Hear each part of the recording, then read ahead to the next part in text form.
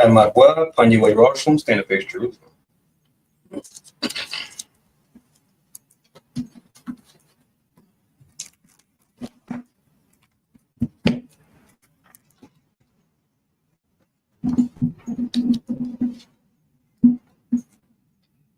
Blessing of the Sabbath.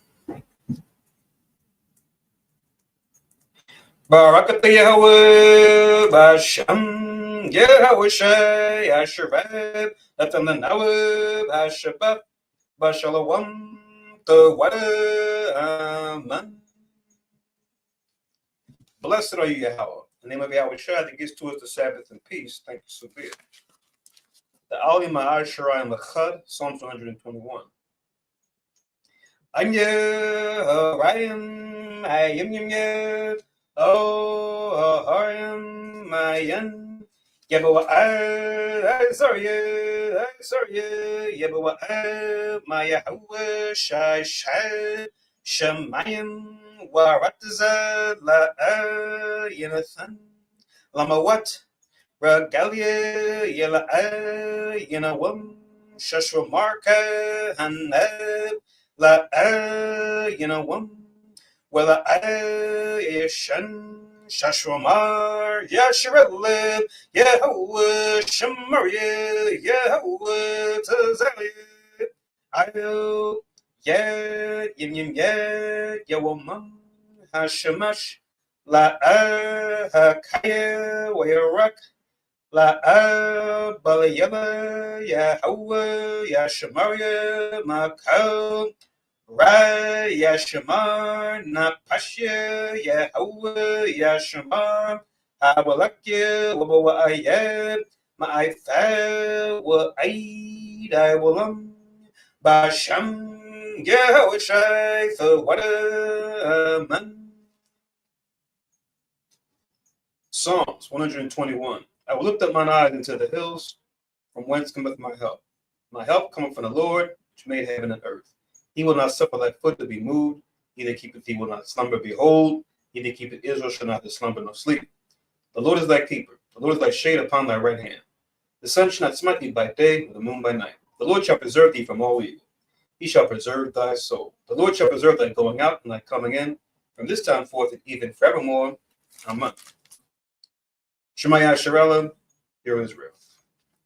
Shema Yasharella, Yahweh, Eloheinu, Yahweh, Echad. Shema Yasharella, Yahweh, Eloheinu, Yahweh, Echad. Shema Yasharella, Yahweh, Eloheinu, Yahweh, Echad. Deuteronomy 6:4. Hear, O Israel, the Lord our God is one Lord. Amen. Babala Yahweh, the Lord's Prayer.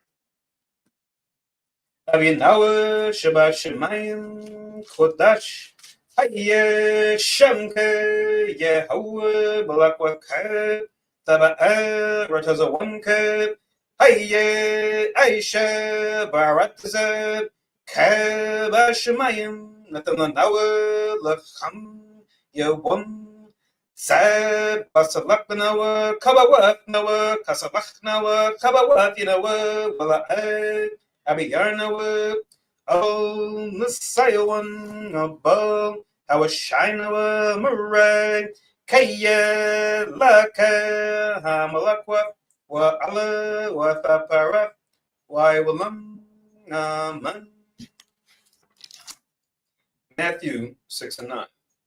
After this manner, therefore, pray ye, Our Father which art in heaven, hallowed be thy name. Thy kingdom come, thy will be done on earth as it is in heaven. Give us this day our daily bread, and forgive us our debts as we forgive our debtors. And lead us not into temptation, but deliver us from evil. For thine is the kingdom, and the power, and the glory forever. Amen. Aisharam Tazawav, 10 Commandments.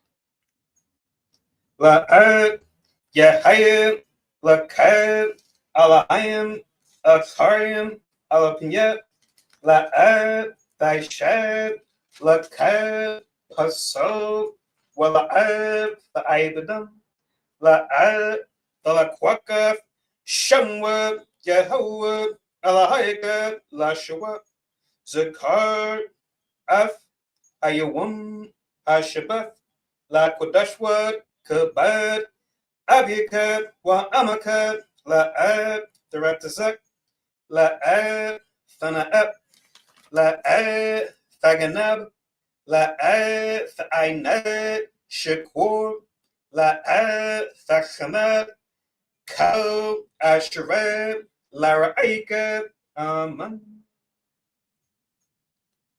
Exodus 20:3.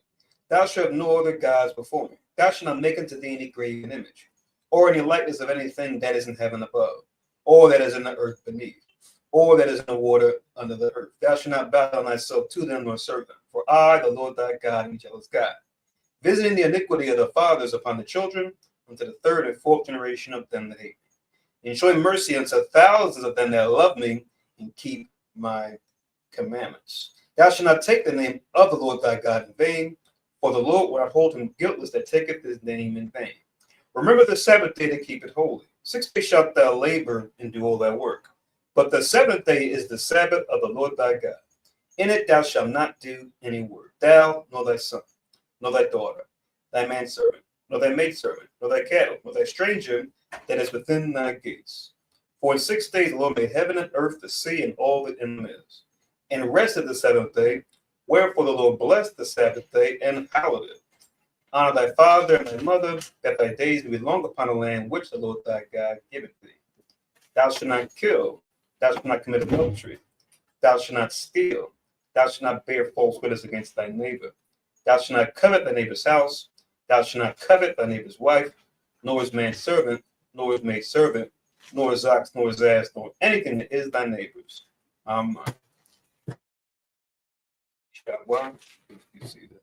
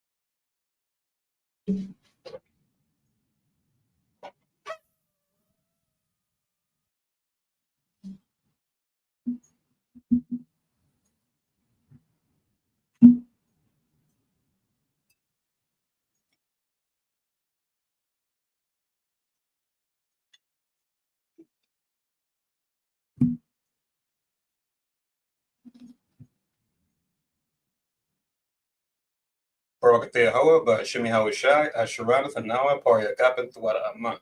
La Yawa by Shimi Hawashai, Yashar Allah.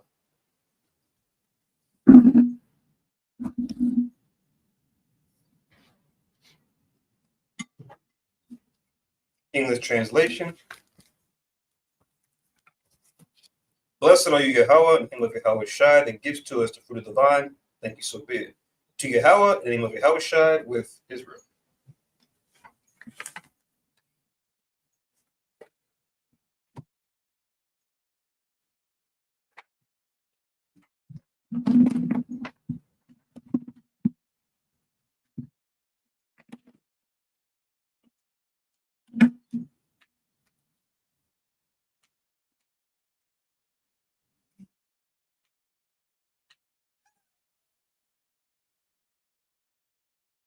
Matwa, Kanye Jerusalem, State Based Jerusalem.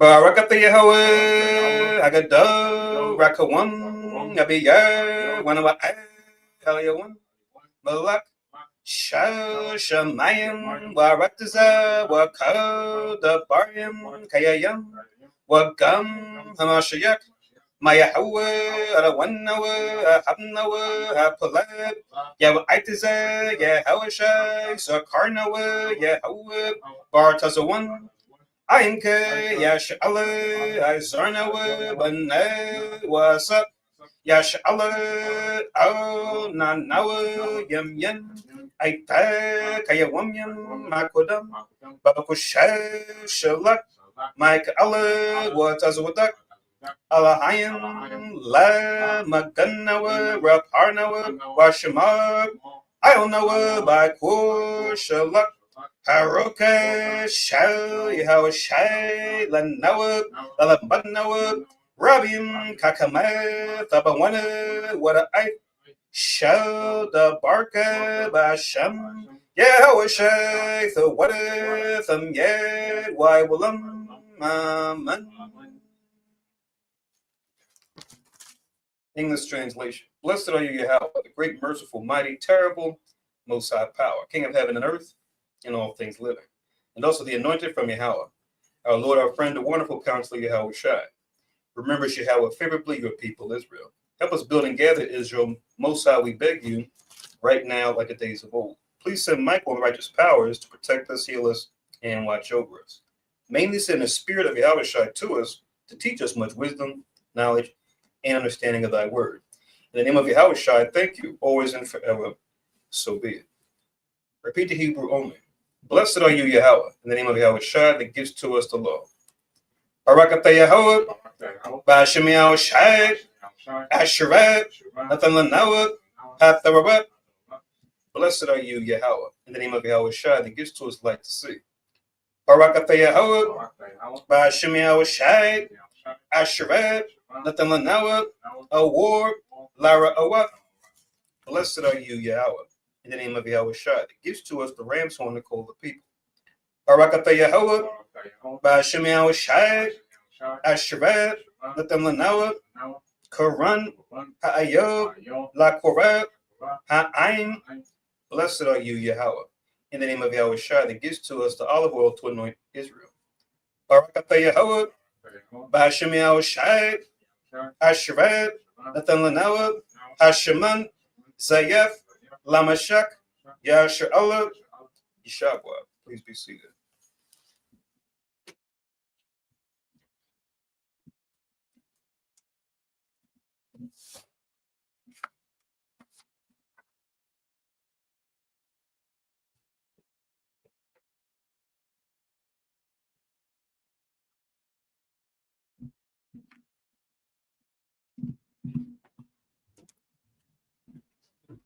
Okay, so Shalom Yasharella.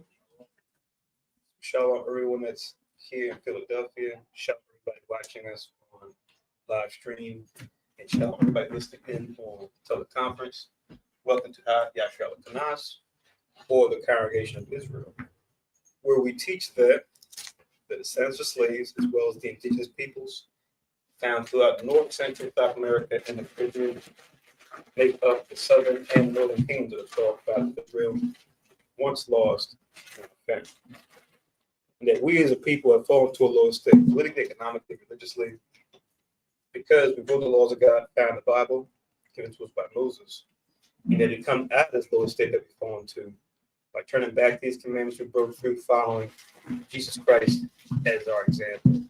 Just as our forefather, the disciple John, one of, I should say, Christ's beloved disciple, he writes in his gospel in the beginning, the law came by Moses, but then grace and truth came by Jesus Christ. One doesn't negate the other. They're meant to be dealt in unison, right? Think of it like finishing a book, right? We start off with Moses, but then we conclude the book with Jesus Christ. But we need the whole book to be together in order for the meaning to be conveyed, right? So one way we try to do that is by keeping the Sabbath day holy. In our particular branch, as other branches of Christ out there do, we keep the Sabbath day holy and we go through a regular Sabbath service. Our particular lesson today is going to be back in the Old Testament, as they call it, going through Second Chronicles. We're going to be in chapters 13 and 14. You guys see it in the title. Once again, Second Chronicles, chapter 13 and 14. Not only do you see that in the title of the video, you see it scrolling at the bottom as well. Also, I have this here in the Hebrew, which is Shabbatha or Shabbat, which means Sabbath, and Shalawama or Shalom, which just means peace or peaceful. And finally, Yah Sha'Ra Allah or Yahshua, Israel. Okay. So let's get into Second Chronicles chapter 13.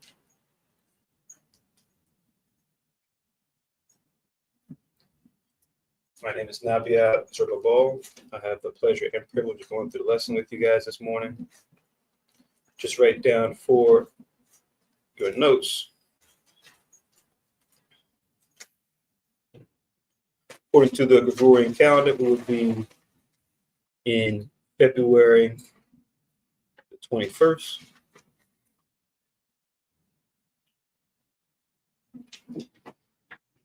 (2026), and then according to our calendar, if we count from the new moon that we kept right earlier in the week,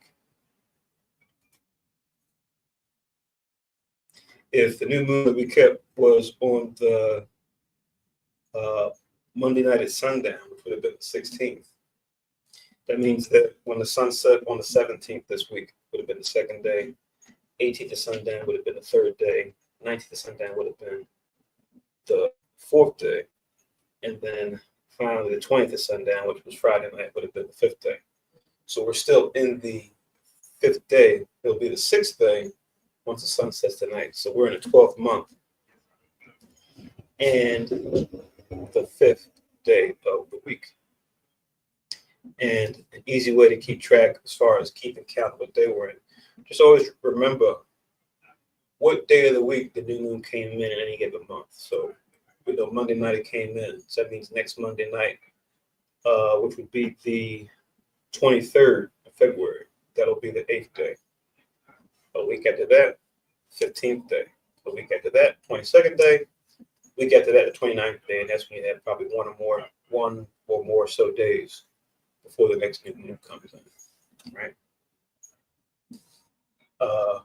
So that's at least the method I like to use. I just try to remember day of the week the new moon come in, and then just use every week that goes by as like a marker to remember the day. Or if I just take notes on certain things for personal things or for work, I'll put the Gregorian date, which we know we all go by, it's all on our phones, but then I'll put the Hebrew date as well, just as a practice. I can make it a part of my everyday practice, so it's not something that I can scratch my head every time we do a holy day or a Sabbath, like, oh, what month is it? What day is it? Just make it a part of your everyday practice, and then it'll come like second nature easier. So you really got to become like little children, like Christ told his disciples, right? And he begged the child to come towards him. When it comes even to the basics, like how to tell time and what holy days to keep and why. So now this is Second Chronicles chapter 13 and verse 1. Which we read lastly about Rehoboam being the successor of Solomon and his conflicts that he had with Jeroboam. As his reign wasn't as long as his father that came before that, we're seeing that his son Abijah is coming to reign in his stead, right? But we're still dealing with Jeroboam. He's still in power in Israel. So like you see in the top of the title of the video, the first chapter deals with Abijah and his battle with Rehoboam, and it's going to go into a certain speech he's going to have with not Rehoboam, with Abijah, Rehoboam's son. He's going to give a certain speech to Jeroboam concerning the kingdom split, why it split, and what they should do going forward.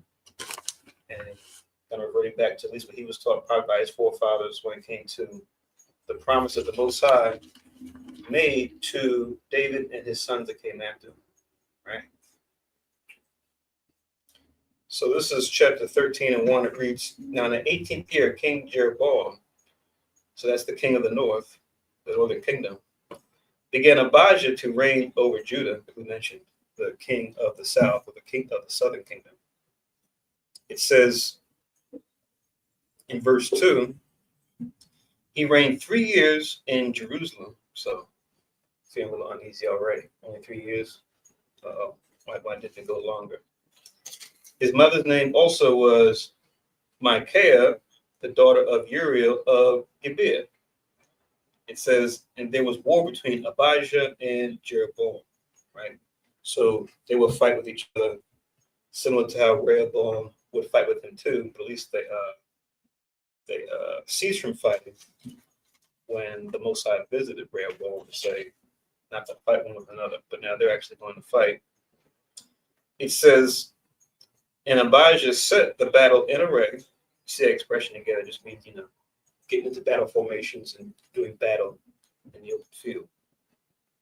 With an array of valiant men of war, even 400,000 chosen men. Jeroboam also set the battle in array against them with 800,000 chosen men, being mighty men of valor. Now be mindful if you check out like Bible dictionaries that say, oh, we don't know if these numbers were correct, or how do we know this? Try to poke at the scriptures, right? That's just something that man, even they may be learned men of the flesh, might say. But yeah, we can trust these numbers. But the point being is that we've got Jeroboam and his men outnumbering Abijah and his men that he has as far as them setting the battle in a way. So real quick, before we go on, we just link this with 13 verses 2 and 3. This is 1 Kings. 1 Kings chapter 15. I'm going to read verses 1 and 2.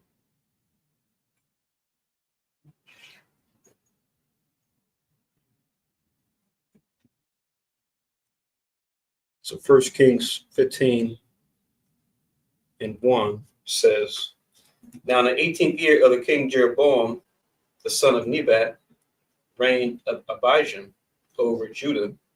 3 years reigned he in Jerusalem, and his mother's name was Maacah. It's a little different, but let's talk about the same person.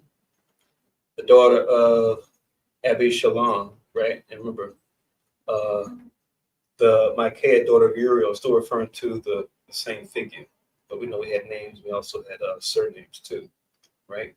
You'll even see that in the middle caption when it comes to these Bibles, when they check out those lines. It says, and he walked in all the sins of his father, which he had done before him, and his heart was not perfect with Yahweh, his power, as the heart of David, his father. Nevertheless, for David's sake, did the Lord his God give him a lamp in Jerusalem, to set up his son after him, and to establish Jerusalem. So the Most High still made that promise to David, even though he would have many other kings to fall from the way, as did this Abijah, who we're also going to read about his son to come after him and see how he fared as well. Because every man, whether it be a ruler on high or just one of the common folk, our words and deeds have to be weighed in the balance in the end, right? So we can have our whole life taken into consideration. Not just totally throw us under the bus for one wicked deed. But of course, the emphasis is that, or the onus to that, we don't just say, oh, well, all these good things I did, let me go ahead and willingly do this wickedness. No, it just means if you make an error or make a mistake, maybe by happenstance or something you did against your will, that's something different as opposed to willingness to say, oh, yeah, you know what? I'm going to treat this like a balance sheet, and I'm not doing all these righteous things just so that I can do something wicked. You want to go about it that way. The Most High will see that in your heart as far as the why you sinned, how you just willingly did it, didn't even try to resist, and then he's going to deal with you because of it. Let's go back to 2 Chronicles 13.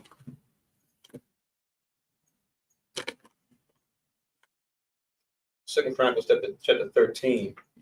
Let's read on. In verse 4, so in 2 Chronicles chapter 13 and verse 4,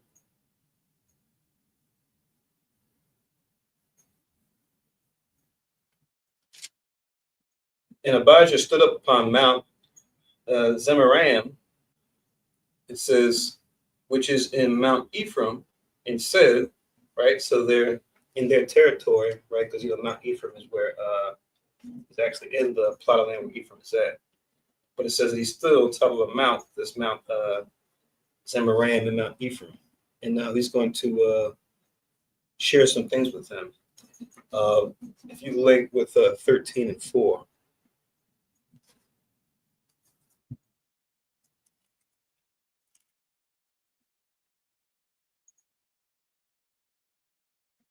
You see this same region mentioned when it comes to the plot of land.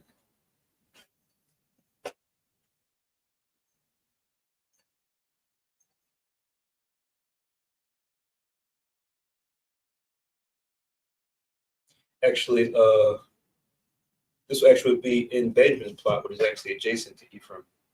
But you read in Joshua chapter 18 and verse 22, when it talks about the lots of Benjamin, and then, in this particular section, in Joshua 18 and 22, it says, in Beth Arabah and Zemaram and Bethel. Right?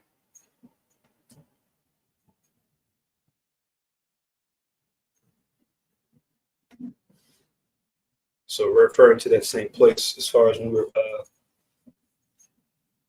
casting lots and establishing which tribes will have which lands and who would get those based on our exploits against Canaan that was there before, who had to be rooted out. But Joshua 18:22. But now reading on in 2 Chronicles 13 and 4, it says,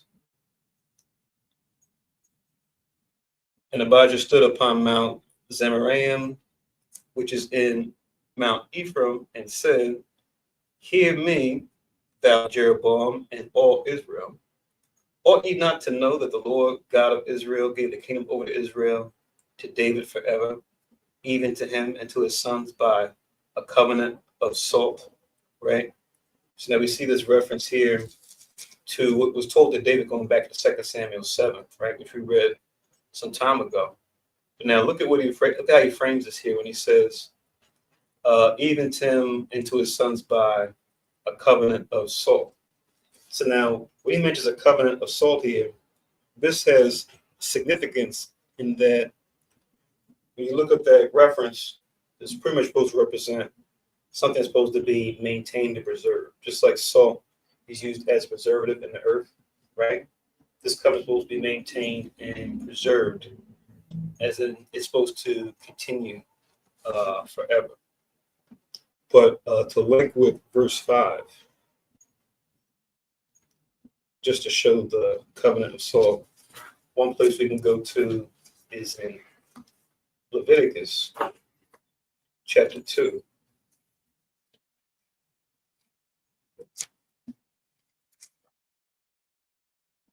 Leviticus chapter 2 and verse 13,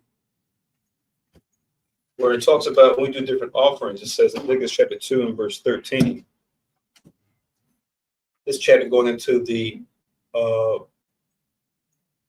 meat offering that would go with the different offerings that we did. Whether it was a burnt offering or peace offering or free will offering, etc., etc. In Leviticus 2 and 13, it reads, in every oblation of thy meat offering thou shalt season with salt. Neither shalt thou suffer the salt of the covenant of thy God to be lacking from any meat offering. With all thy offerings thou shalt offer salt. And then we jump forward into Numbers. Numbers chapter 18.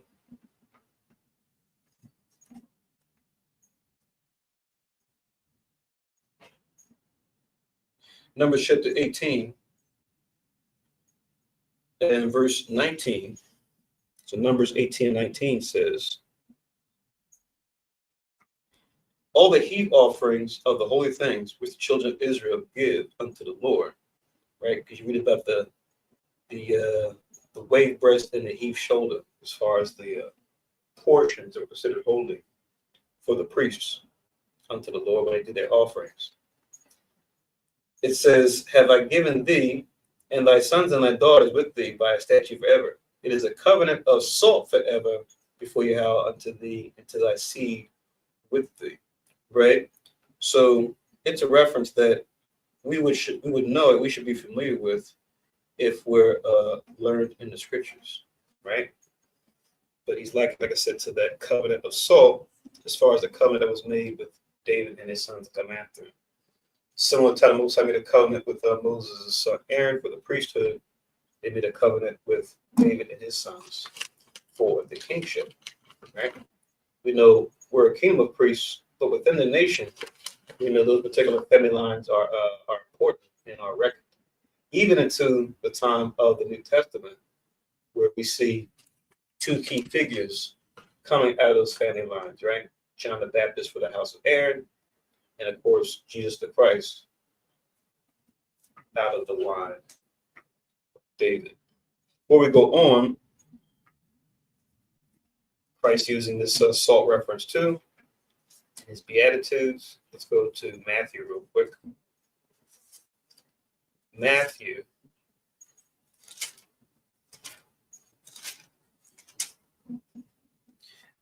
chapter 5, I want to read verse 13. So Matthew chapter 5, verse 13. It reads, ye are the salt of the earth. But if the salt have lost its savor, wherewith shall it be salted? It is thenceforth good for nothing, but to be cast out and to be trodden down under foot of men. Right?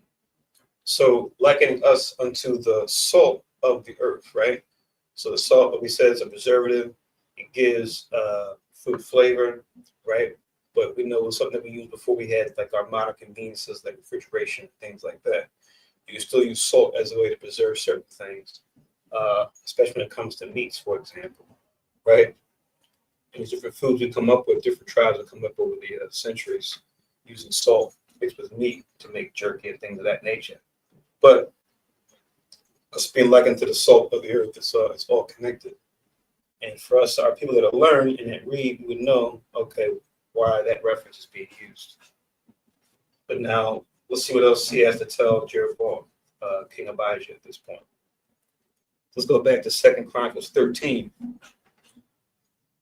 Now we're in verse 6. It says, 2 Chronicles chapter 13, verse 6, yet Jeroboam, son of Nebat, the servant of Solomon, son of David, is risen up and have rebelled against his Lord.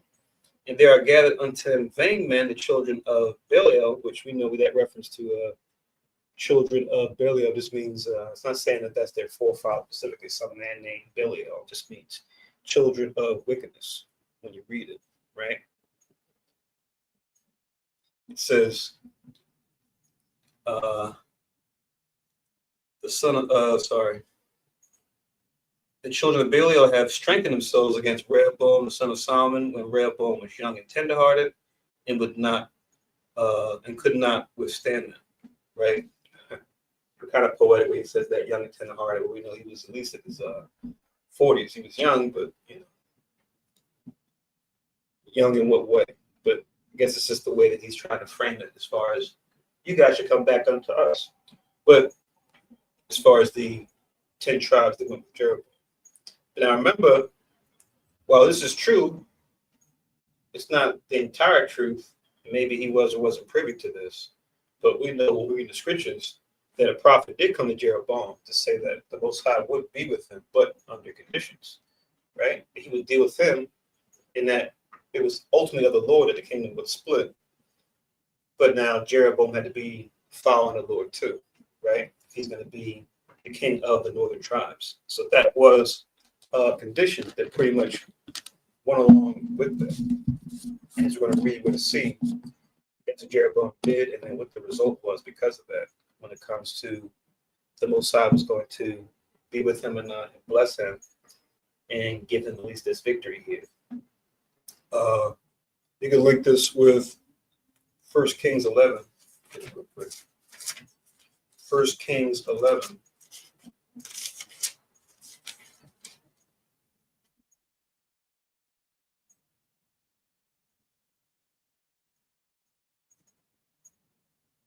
First Kings chapter 11 and verse 26, just to do a quick recap of the whole connection between them, what he's talking about, to link with verses 6 and 7. 1 Kings 11 and verse 26, where it reads, Jeroboam the son of Nebat, an Ephrathite of Zerah, Solomon's servant, whose mother's name was Zerah, a widow woman, even he lifted up his hand against the king, referring to Solomon, that's going into the Most High raising enemies against Solomon because of his sin in his latter years, to deal with strange gods, as he would allow his wives to influence him to build strange gods. It says, and this was the cause they lifted up his hand against the king. Solomon built Millo and repaired the breaches of the city of David his father. And the man Jeroboam was a mighty man of valor, and Solomon seeing the young man that he was industrious, he made him ruler over all the charge of the house of Joseph, right? So Solomon dealing with the human resources wisely, as they might say today. He saw that Jeroboam was a mighty man of valor. He was fit and capable. So he said, okay, let me put him in charge of this. Right? It says, and it came to pass at that time when Jeroboam went out of Jerusalem that the prophet Abijah the Shilonite found him in the way, and he had clad himself with a new garment, and they two were alone in the field. And Abijah caught the new garment that was on him and rent it in 12 pieces. And he said to Jeroboam, take thee 10 pieces, for thus saith Yahweh, the power of Israel, behold, I will rend the kingdom out of the hand of Solomon, and will give 10 tribes to thee. Right? So this is something the Lord has appointed as far as the split having to happen, even though Abijah was speaking to the contrary. It says, but he shall have the one tribe for my servant David's sake, and for Jerusalem's sake, the city which I have chosen out of all the tribes of Israel. Right? Because that they had forsaken me and had worshipped Ashtoreth, the goddess of the Zidonians, that's a Hamite god, Chemosh, the god of the Moabites, right, that's their false god, and Milcom, the god of children of Ammon, and have not walked in my ways to do that which is right in mine eyes, and to keep my statutes and my judgments, as did David his father. Howbeit, I will not take the whole kingdom out of his hand, but I will make him prince all the days of his life for David my servant's sake, whom I chose, because he kept my commandments and my statutes. But I will take the kingdom out of his son's hand and give it unto thee, even 10 tribes. And unto his son will I give one tribe, that David my servant may have a light all the way before me in Jerusalem, the city which I have chosen me to put my name there. So that's in the plot of Benjamin we read about in Joshua, this Mount Ephraim, this city, Zemaran, right, where they're at, where he's giving this speech. That's that one tribe that was given to David. That wasn't clear. And it says, and I will take thee, and thou shalt reign according to all that thy soul desireth, and shall be king over Israel. And it shall be, if thou wilt hearken unto all that I command thee, and will walk in my ways, and do that which is right in my sight, to keep my statutes and my commandments, as David my servant did, then I will be with thee and build thee a sure house, as I built for David. It will give Israel unto thee. So here's the promise that was made to Jeroboam Wasn't just Jeroboam that's in his own mind or his own heart just saying, I'm going to do this. The heck with David and his line of kings. No, this was something that came from the Lord as delivered by Abijah, his prophet. I'll stop in verse 40 where it says, and I will build for this afflict the seed of David, but not forever. Solomon sought therefore to kill Jeroboam. Jeroboam arose and fled into Egypt unto Shishak, king of Egypt, and was in Egypt until the death of Solomon. Right? So when Solomon heard word of Jeroboam being called to be a successor for the 10 tribes, he tried to kill him, right? Which is rather alarming.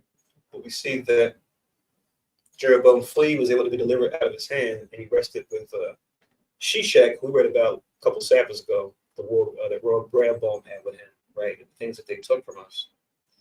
But just to show that the Most High is going to allow this to happen, right? Even against Solomon's wishes to eliminate it at this point. But I'll stop here.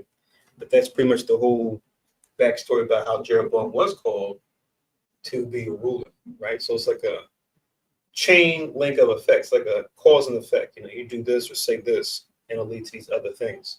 And you can't reverse that judgment of the Lord once the choice has been pretty much carried out. You have to pretty much just take it in stride. You can't try to undo what the Most High has appointed or set up.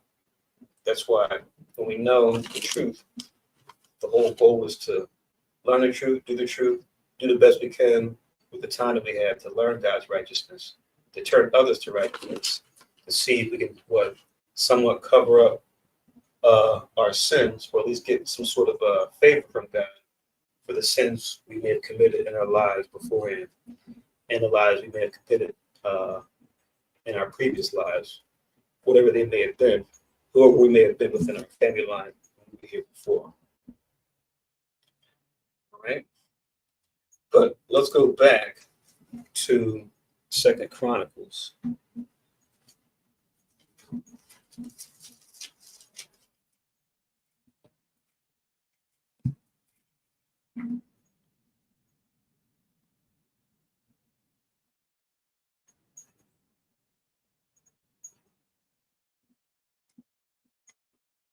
Chapter 13. I'll read verse 8 now. Now ye think to withstand the kingdom of Yahweh in the hand of the sons of David, and ye be a great multitude, and there are with you golden calves which Jeroboam made for your gods, right? Which this part of the story, we read this before too, in 1 Kings as well. But now, as far as this part, you can just write down 1 Kings, chapter 12, 28.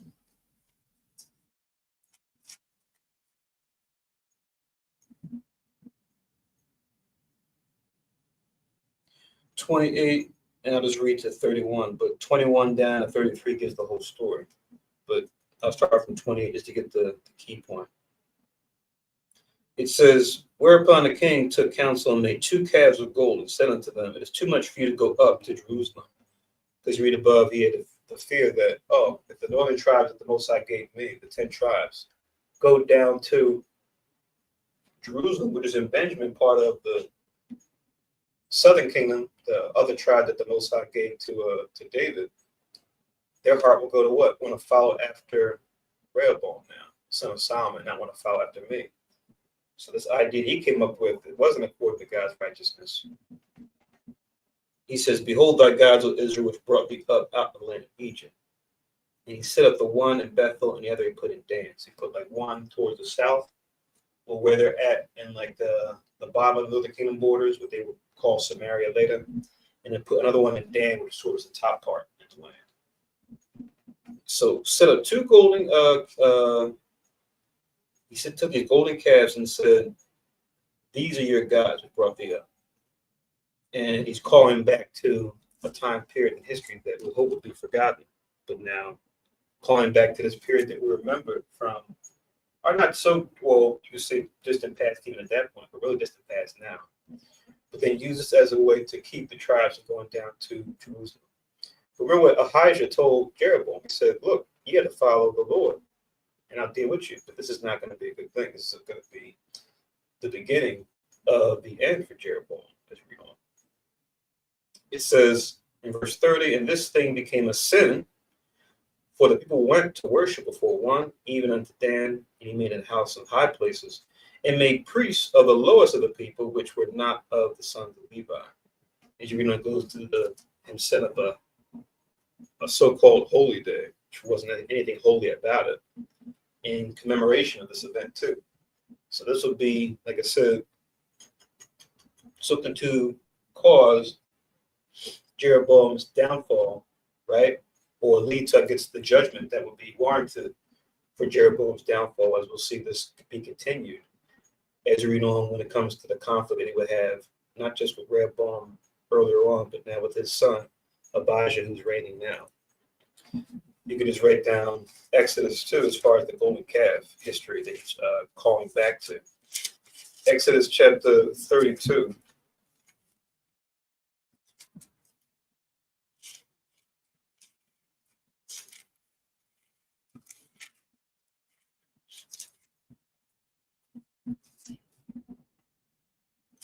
Exodus chapter 32.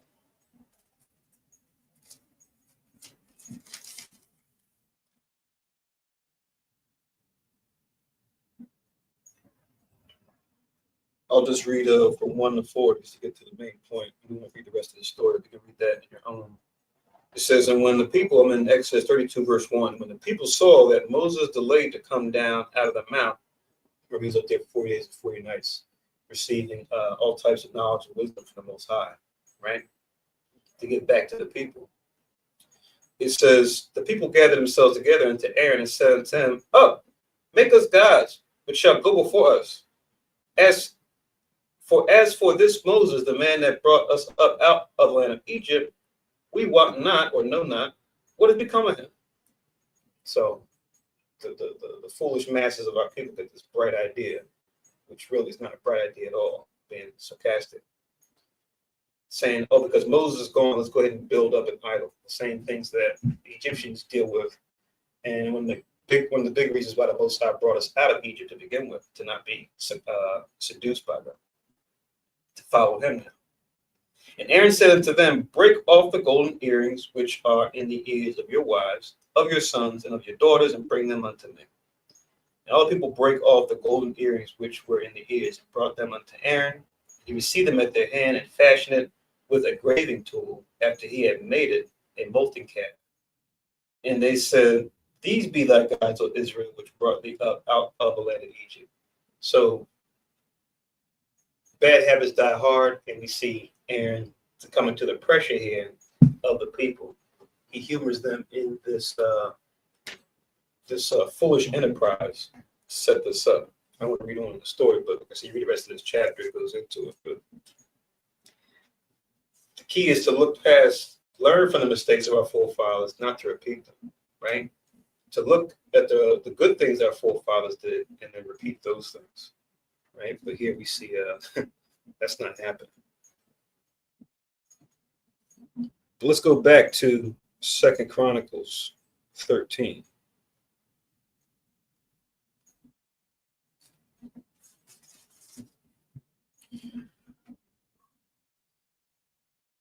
Now I'm in verse 9. 2 Chronicles 13 and 9. It reads,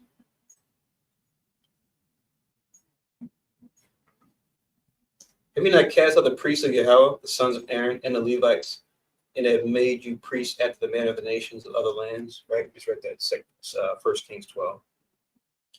And that whosoever cometh to consecrate himself a young bullock and 7 rams, the same may be a priest of them that are no gods. Right? So you pretty much open the door for anybody to come and do this consecration. Right? The consecration of priests, back in Exodus 29, we read a portion of it earlier. Well, actually, I have it in my notes, but Exodus 29, that chapter goes into all the things a priest should do to be consecrated. But it couldn't be anybody doing that, right? It had to be those of the sons of Aaron specifically. So he's calling them out for this foolish or wicked behavior, right? It says, verse 10, but as for us, Yahweh is our God, and we have not forsaken him. And the priests which minister unto Yahweh are the sons of Aaron, and the Levites wait upon their business, right? So yeah, they have forsaken him in this regard, but Judah isn't altogether holy. So when we hear the speech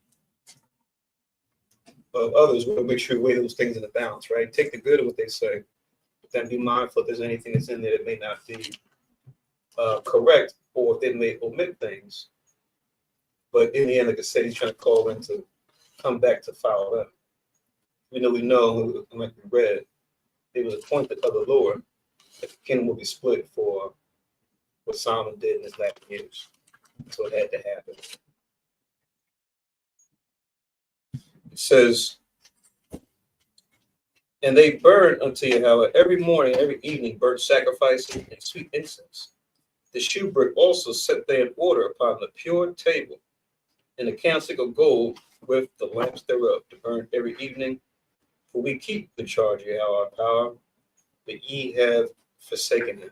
Right? So calling back to the law that we kept. And it's mentioned also, like I mentioned in Exodus 29, as far as the consecration of the priests. But you can just write down Exodus 29 for reference to what we just read in verse 11. Exodus chapter 29.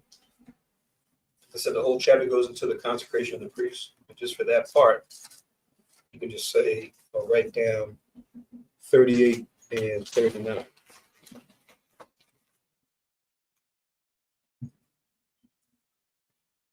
Exodus 29 and 38, it reads, now this is that which thou shalt offer upon the altar. 2 lambs of the first year every day by day continually. The one lamb thou shalt offer in the morning, and the other lamb thou shalt offer at evening, which just means evening. Then it goes into what should be offered with them when you read down. It says, jumping down to verse 42, this shall be a continual burnt offering throughout your generations at the door of the tabernacle of the congregation before Yahweh, where I will meet you to speak there unto thee. So Abijah calling out these righteous formalities that we were to uphold, and saying, shame on you, the kingdom, for not doing this, right? More or less, that's what he's saying on this mountain. Let's go back to 2 Chronicles 13. And let's read in verse 12, where it says, and behold, power himself is with us for our captain, and his priests with sounding trumpets, to cry alarm against you, O children of Israel. Fight ye not against the power of your fathers, for ye shall not prosper. Right? And for verse 12, we oftentimes read this when we do the new moon service, but above in Numbers chapter 10, it talks about the trumpets. But Numbers chapter 10.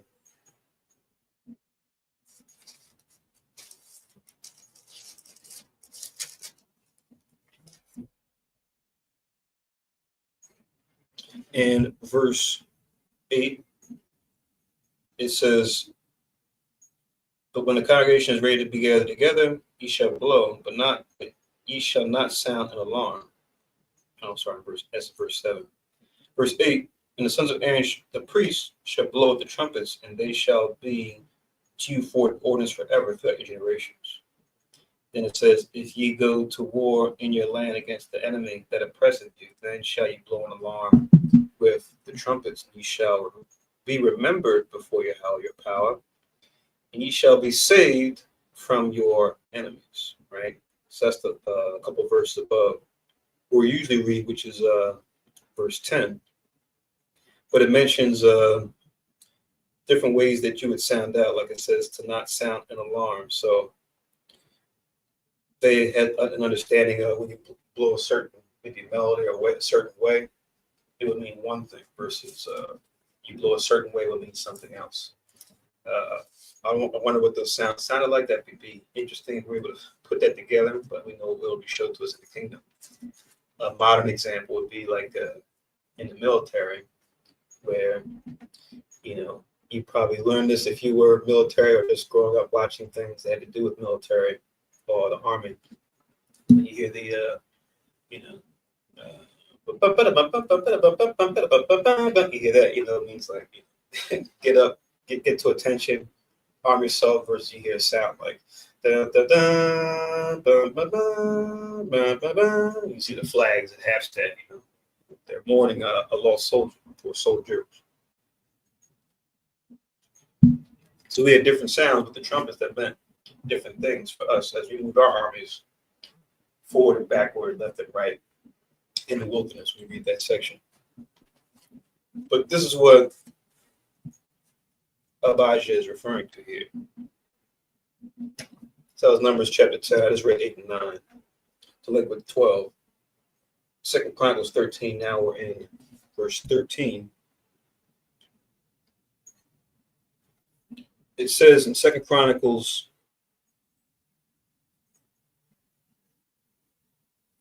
chapter 13 and verse 13, but Jeroboam caused an ambush to come about behind them. So they were before Judah, and the ambushment was behind them, right? So while he was giving this speech to say, look, guys, this is what we're supposed to be doing. This is what y'all supposed to be doing, acknowledging the Davidic line of kings, right? And then following the Aaronic line of priests as well. You all aren't doing that. So with this speech that he's giving him to rebuke him, he's got an ambush set up to pretty much get them from their rear, right? Like they said, the rear reward. You read the scriptures. It says, and when Judah looked back, behold, the battle was before and behind. So when they took note, they saw that they had soldiers set up behind them too. So not just in front of their array, but behind their array. It says, and they cried unto Yahweh, and the priests sounded with their trumpets. So, like the scripture said, like we just read, they did the right thing. Yeah, you use your strategy when it comes to setting up battle, but then if you fall into dire straits, you can always call upon the Lord if you're in a tough spot or a tough situation, right, that you didn't foresee. And that's what they did. And it says that the priests sound with their trumpets too. Then reading on in verse 15, it says, then the men of Judah gave a shout, and as the men of Judah shouted, it came to pass that power smote Jeroboam and all Israel before Abijah and Judah. And the children of Israel fled before Judah, and power delivered them into their hand. So even though they had the large amount of numbers over them when it came to their advantage, right? It wouldn't matter, in that the Most High would still be with Judah in this regard, in that at least they were doing God's righteousness, where we saw with Jeroboam, he was given a chance to set up that, but then he set up something else. So the judgment went not in his favor, but in favor of Judah, at least at this point anyway, because Judah and the tribes that are part of the southern kingdom had to follow God's laws continually too. It's not just something that you do part-time. You have to continue to do that for all the days of your reign. But in this instance, Judah has the advantage. It says, and Abijah and his people slew them with a great slaughter, so there fell down slain of Israel 500,000 chosen men, right? So yeah, Judah got the victory, but it's still a sad thing when Israel fights one with another and then they kill one with another. But with our history, like we always say, the good, the bad, it's all there, right? And why as well, thank goodness, so that it can be something that we can read in these times, reflect on it, and say, okay, how do we do better going forward? How do we learn from what happened with those that came before us? Sorry. This is,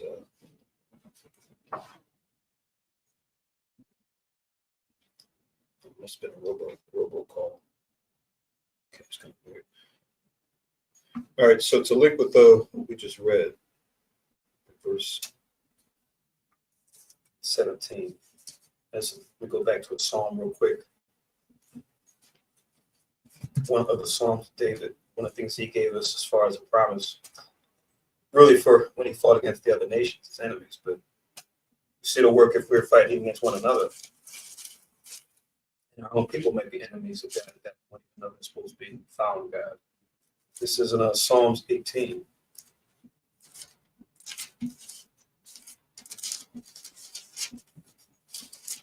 Psalms chapter 18.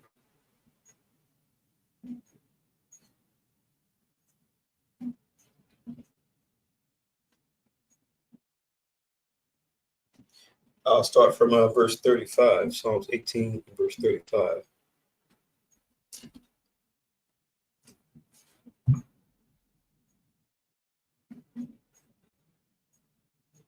It reads, Thou hast also given me the shield of thy salvation, and thy right hand hath holded me up, and thy gentleness hath made me great. So David acknowledging the Lord being the one that gives him the victory, right? That gives him salvation, protection. Thou hast enlarged my steps under me, that my feet did not slip. So you allowed me to go out and come in without slipping, without being harmed. I have pursued mine enemies and overtaken them, neither did I turn again till they were consumed. I have wounded them that were not able to rise. They are great, they are fallen under my feet. For thou hast girded me with the strength unto the battle. Thou hast subdued unto me those that rose up against me. Like I said, this would have been a situation with Rehoboam and his men had they served the Lord. The situation would have really happened completely different if they all had served the Lord, going back to Solomon, right? But then it says in verse 40 also, Thou hast also given me the necks of mine enemies, that I might destroy them that hate me, right? So this is really should be applied to the other nations, and we as Israel should be under one banner. But it would come into play anytime we fought against one another too. Say if some of us served the Lord, but then some of us did not. We even see this going back to the times in the wilderness, where we had different attempts at trying to overthrow Moses and how that didn't work out. But I read from 35 to 40 in Psalms 18. Also,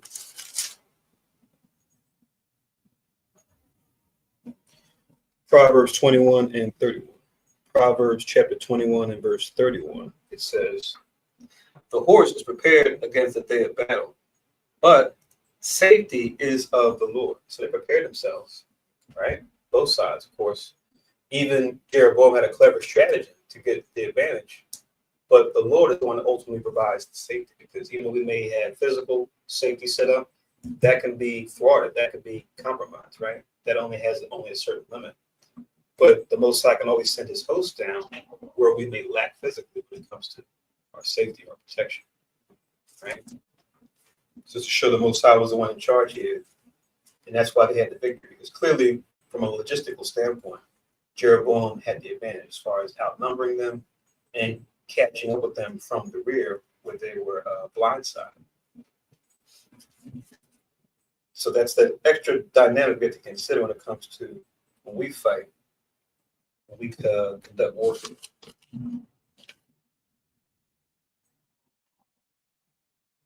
So back in 2 Chronicles 13, I'm in verse 18 now. I just read Psalms 18, 35 to 40 and Proverbs 21, 31 to go up verse 17.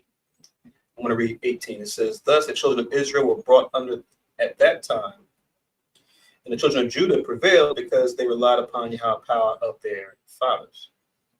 In verse 19 says, And Abijah pursued after Jeroboam and took cities with him. Bethel with the towns thereof. Remember, that was one of those chief cities that was in the south where they had the golden calf at, right? That they set up. It says, In Jeshanah with the towns thereof, and Ephraim with the towns thereof. Now did Jeroboam recover strength again in the days of Abijah, and Yahweh struck him, and he died. So it says here that, like we said before, it was like the beginning of the end, right? Where Jeroboam, he wouldn't recover from this after this fight going forward. But we know, knowing the truth, the ultimate reason why they wouldn't be able to recover from this is because he didn't put his trust in the Lord. He led his people astray, and then he set those golden calves, right, among other things. But that's like a big glaring factor as far as why they couldn't excel, why they couldn't succeed here. To link with what we're talking about now in 19 and 20, chapter 13.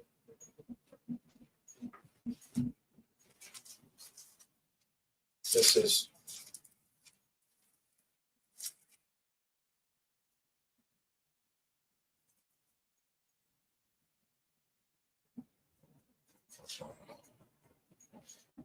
First Chronicles. We're going to go back in time in Chronicles, but just to go into a certain story.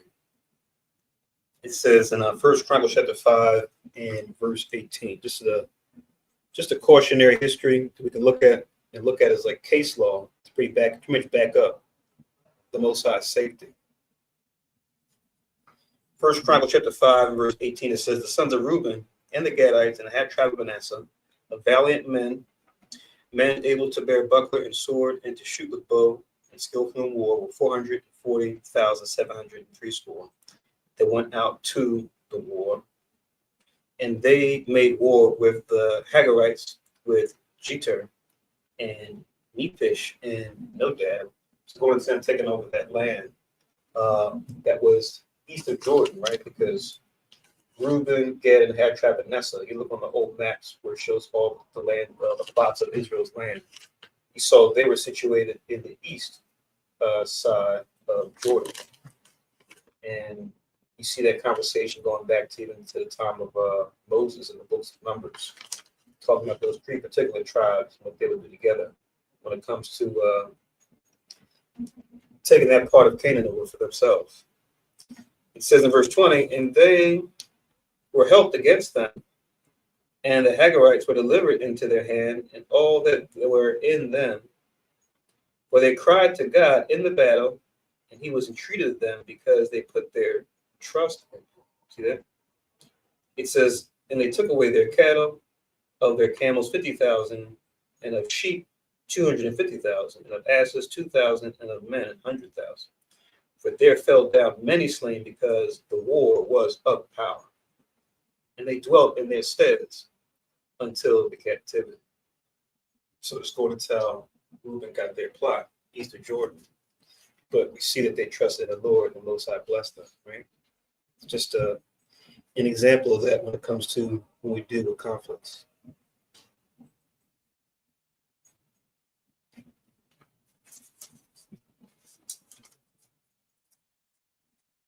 All right, so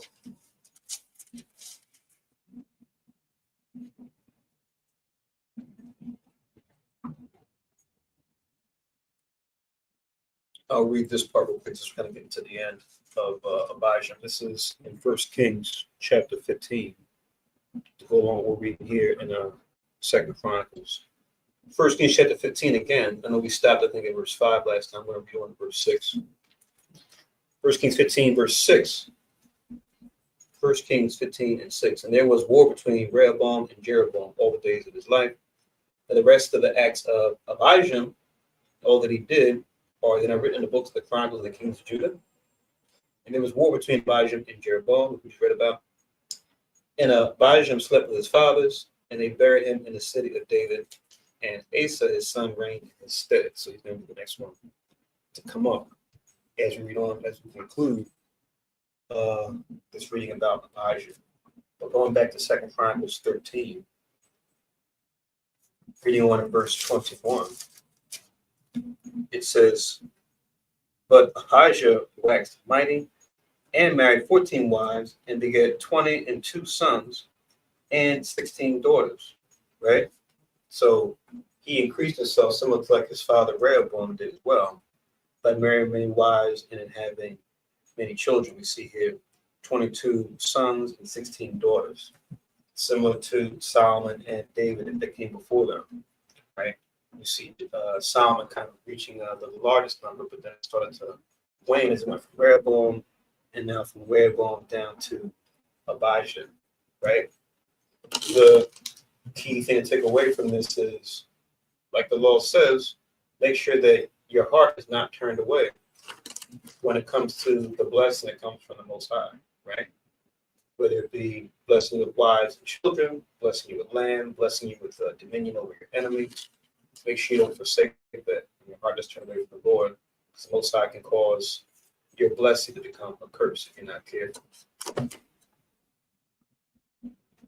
And reading on in verse 22, and the rest of the acts of Abijah and his ways and his sayings are written in the story of the prophet Edo, right?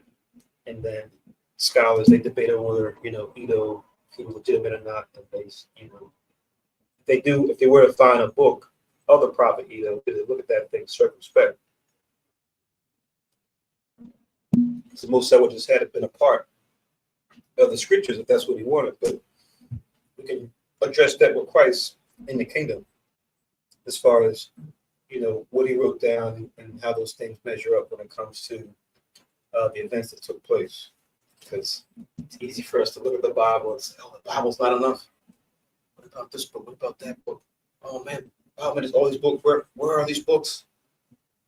But we always say wisdom focuses on the water in the glass, while knowledge does seek the water that's not in the glass, which is good. Seeking the water that's in the glass is better, right? Because that's what's going to keep you truly safe and secure. Those other things are just nice little garnishings, but they're not required for your salvation. And like we said, we can find out these writings and what they were talking about in the kingdom. Most I will clear those things up for us. Where we have questions about on this side of the kingdom. Also to notice, and Abijah was outnumbered by 400,000 men, as opposed to Jeroboam. Right? He was outnumbered. And it shows because of that in Psalm 98 in verse 1. And it reads, "Oh, sing unto the Lord a new song, for he hath done marvelous thing. His right hand and his holy arm have gotten him the victory."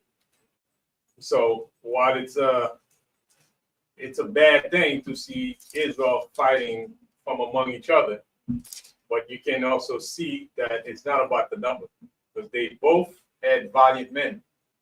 And you can see Abijah was trapped in the middle, front and back, but he was able to subdue Jeroboam's army, right? Regardless of the numbers or the skill of the men that was in his army, which were 800,000 men. And Abijah had only 400,000. So it's not about numbers. But for the optic, they had to show that, they both had armies. But the outlook of it was not even the numbers. It was the Most High that was, manipulate everything. Okay, so you can link that with verse 3, right? Right. Where in verse 3 it says, "And Abijah set the battle in array with an army of valiant men of war, 400,000 chosen. Jeroboam also set the battle in array against 800,000 chosen men, Double. being mighty men of valor." Right, so write that Psalm 98 and 1 as it connected to that, the water of that scripture. So now, as we continue on in 2 Chronicles chapter 14,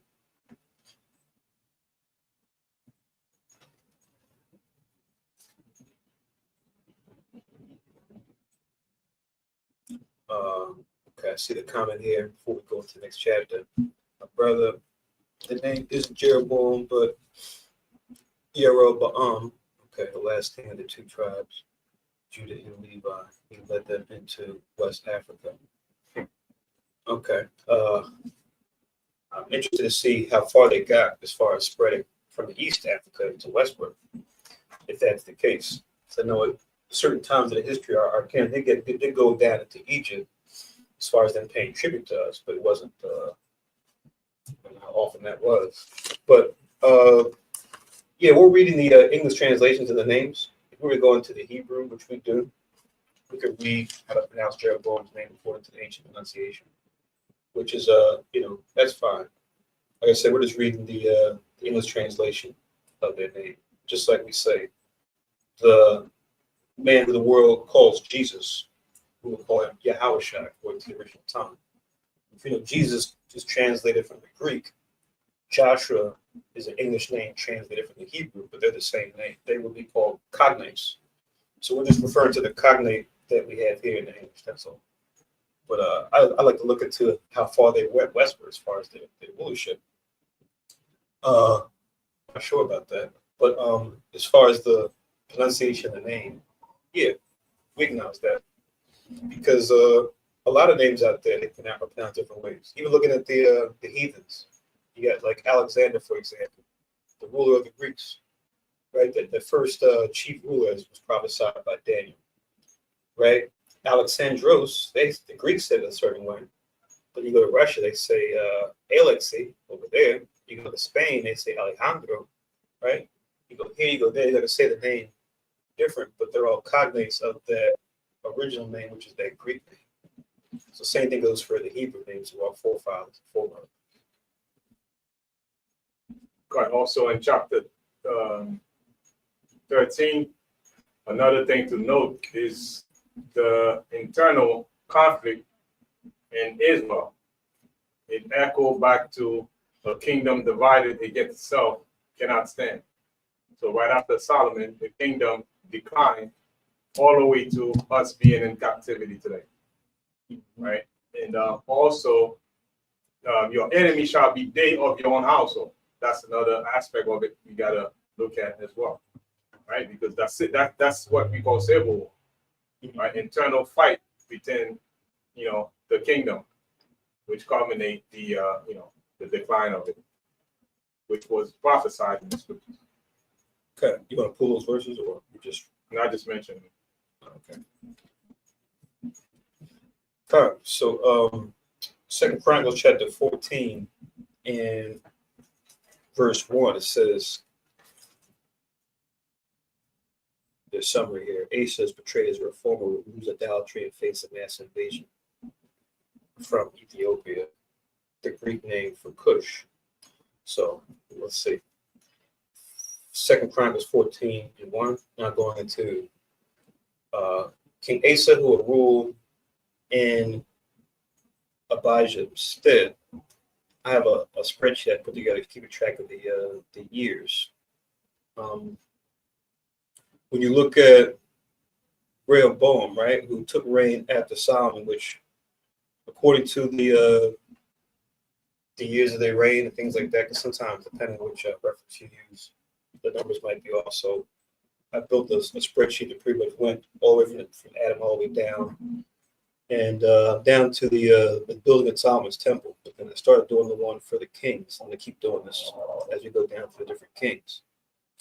From Rehoboam, he was between 930 down to 913 BC. It looked like the years of his reign.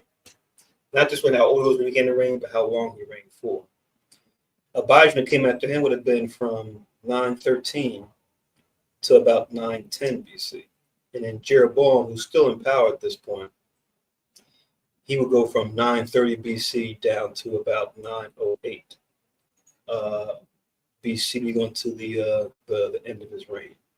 But now Asa coming into scene, he's coming to rule at 910.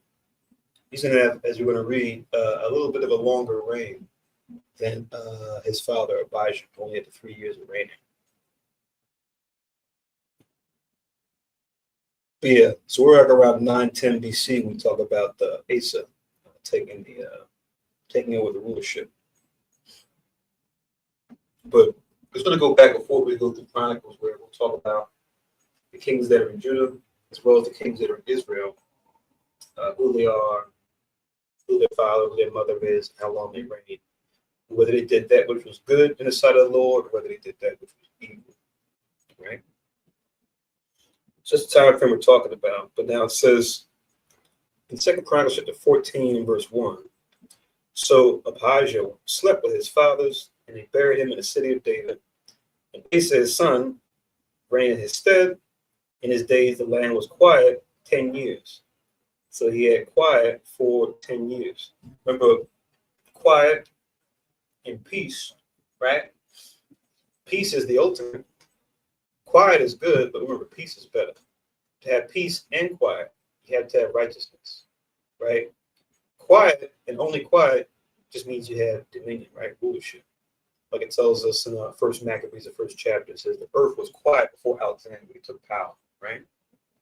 But in order for them to have peace with the quiet, you have to have God's righteousness. That's why the scripture tells us in Isaiah, in more than one place, there shall be no peace unto the wicked, right? The wicked being a people, our brother Esau, but then the wicked, sadly, referring to any nation, even our nation, if we follow in wickedness, we now become like joined unto the wicked. That's why scripture says, though hand join a hand, the wicked should not be unpunished, right? Just because we are Israel, yeah, we are God's chosen. We have to follow and walk in the ways of Israel, which is walking according to the law, statutes, commandments, to partake in that inheritance that was promised us. So that's the stipulation. Just like any carnal contract, you breach it, right? You have maybe a grace period, but then there's penalties that have to ensue once you breach the contract. So how much more is this true when it comes to what we agreed to, which is this contract, uphold these laws, statutes, commandments? I know Khan, you like to bring that up a lot. About teach you say, think of the Bible as like a constitution, right? A set of laws and commandments that deal with what do you call it, justice and jurisprudence, right? So the theory of the law as well as the practice of the law and how it's applied in situations, right? That's what this is supposed to serve for us. But sadly, religions will grab this and say, oh, yes, the Bible said, but they won't follow what this says and say something else. And if folks won't read the fine print, like they always say with contracts, you got to read the fine print. We won't read the fine print and we'll allow ourselves to be deceived by our people and other people in the churches and the mosques, synagogues, and they'll lead us astray. So let's not fall like this. So quiet 10 years. Oh, the verse I'm just talking about as far as, having quiet. I'll give it to you real quick and we'll keep going. This is in First Maccabees, chapter 1.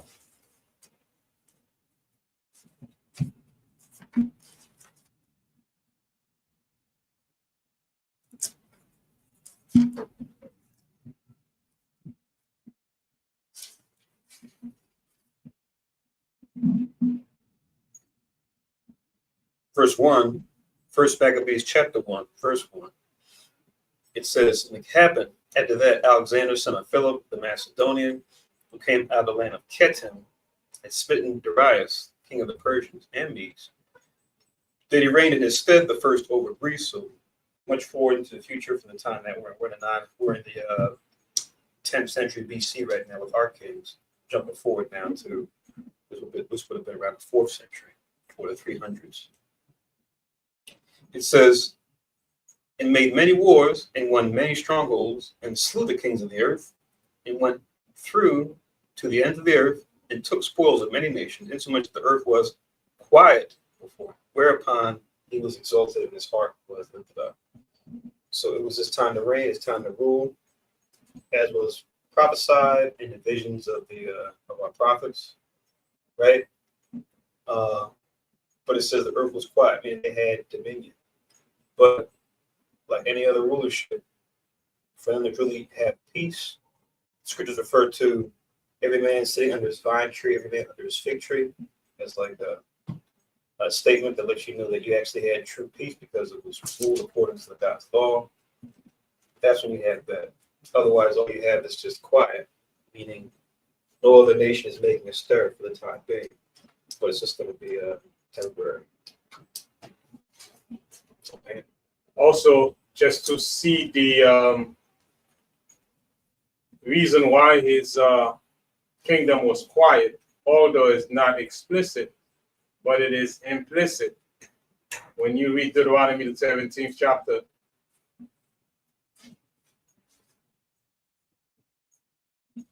Deuteronomy 17th chapter. Oh, man. Oh, yeah. In the 18th verse. Now I'll read that real fast. This is not Ecclesiasticus. It's not the book of Ecclesiasticus. You get more time. Yeah. Deuteronomy 17 and 18 reads, and it shall be when he sitteth upon the throne of his kingdom, that he shall write him a copy of this law in a book out of that which is before the priests and the Levites. So this was a requirement of the king that presided over Israel to write the law in a book, meaning a copy, to copy by hand the law, right, that was before them by the priest, the Levite. And it says, and it shall be with him, and he shall read therein all the day of his life, meaning daily he should read the Bible, because now he has time in his hand. It's only, one of the requirement is to read it daily, right? It says, his life is that he may learn to fear the Lord his God, to keep all the words of this law and these statutes, to do them. Verse 20, that his heart be not lifted up above his brethren, and that he turn not aside from the commandments to the right end or to the left, to the end that he may prolong his days and his kingdom, he and his children in the midst of Israel. If he happen to do that, if the king happens to do that, there stand friendship with the Most High. True friendship with the Most High will be established. Right? So read it, write it. In the process of writing it, your pen become like a system of printer.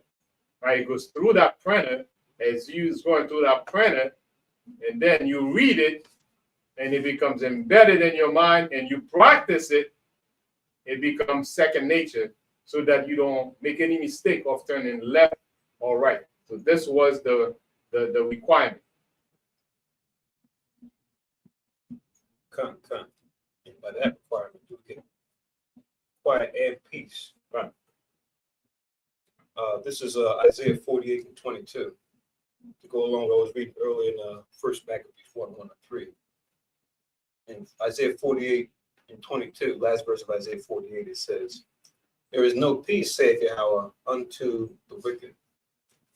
And then it's repeated in Isaiah 57, in verse 21.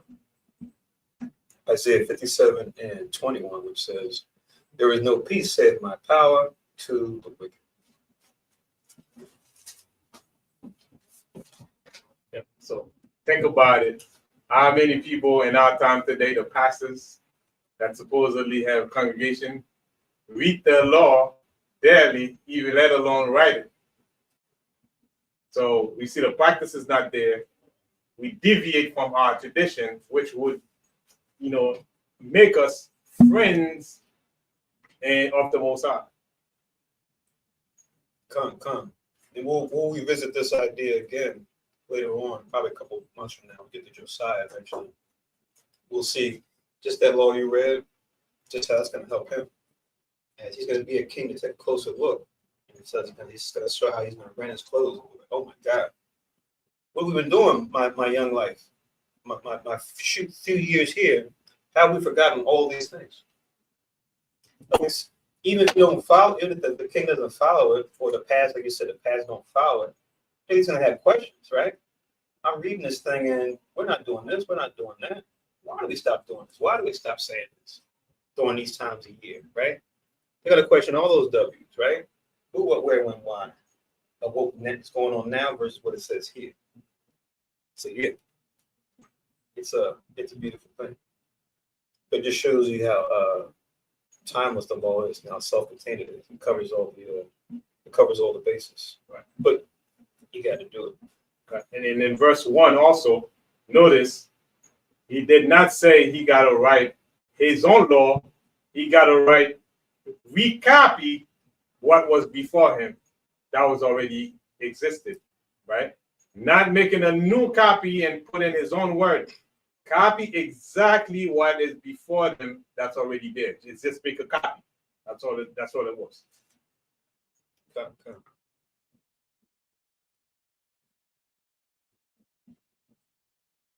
Yes. A lot of times with rulers, past and present, their goal is to try to reform when reformation is needed, which is good. But then it becomes like this vanity project if they're not careful, where it's like, oh, I need to set my stamp on time to do something that's like totally different. Where that's methods, but as far as principles, right? They'll try to do the same thing with the principles too. So I'm going to reform and change the principles. Like what we're supposed to do. When I know the principles that have always worked should always be maintained. Your methods can be various, right? That's where the creativity comes in. You sort of work within the guidelines of the principles that have always been established. Right. And even when it comes down to changing laws in the Constitution, they have to go through rigorous lawmaking, analyzing, going and see if it passed, in the Senate, in the House of Senate, right? It's not something that you routinely just go and change laws, just for the sake of changing laws. What is better is the Mosai's law that never changed, that constitution given to Israel, never changed. It remains the same. It needs no addendum, no amendment needs to be done into it. So it's it. So that's why you can trust it, because it never changed. It stood the test of time from past, present, even in the future. Right? So there's no need to change it. And if anyone would change it, it's the Most High, but he says he doesn't change anything in it because it's perfect. So he doesn't need to change it.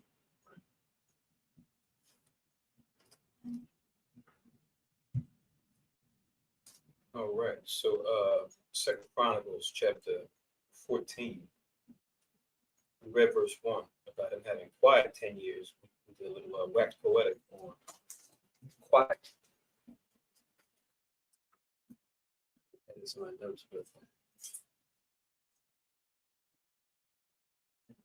yeah, I'll give you these two. Just a couple other verses and we'll keep going. All right, so let's get this in Jeremiah real quick, and I'll get another one in Thessalonians. Just add this real quick to the list.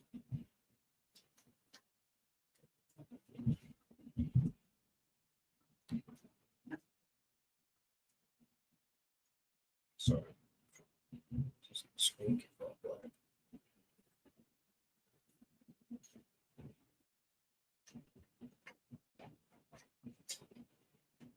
All right, so jot these down too for verse 1 of chapter 14. This is Jeremiah chapter 6. Jeremiah chapter 6.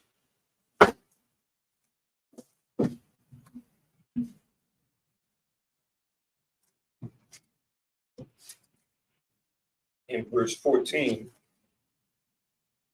where it reads, they had healed also the hurt of the daughter of my people, saying, people slightly saying, peace, peace, when there is no peace.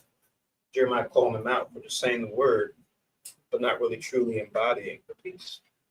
Because remember, Jeremiah, he mourned after the loss of King Josiah, our last righteous king, as a nation before the captivity happened, right?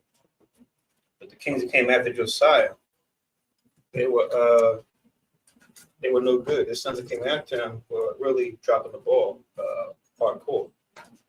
And we'll get there eventually when we get to that part of Chronicles. Also, Jeremiah chapter 8 repeats this sentiment. Jeremiah chapter 8 and verse 11. For they had healed the hurt of the daughter of my people slightly, saying, peace, peace, when there is no peace. It's the same idea. And then we got this too. These last days, people claiming peace. But the best they can achieve is quiet. Even that quiet is only going to last for a little while. This is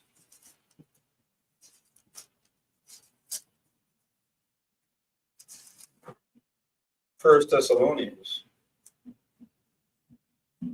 chapter 5 and verse 1.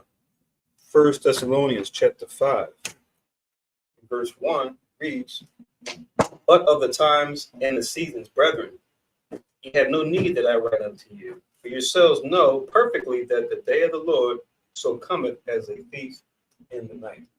The day of the Lord is going to come, is going to catch you off guard. It's like a thief when he breaks in at night, when you are resting, you and your family are sound asleep. That's when he breaks in so that he can get the advantage, right? Take what he wants and hopefully avoid you altogether and take what you have. What does it say in verse 3? When they shall say peace and safety, right? We just read it. Safety is of the Lord. We just read that in Proverbs, right?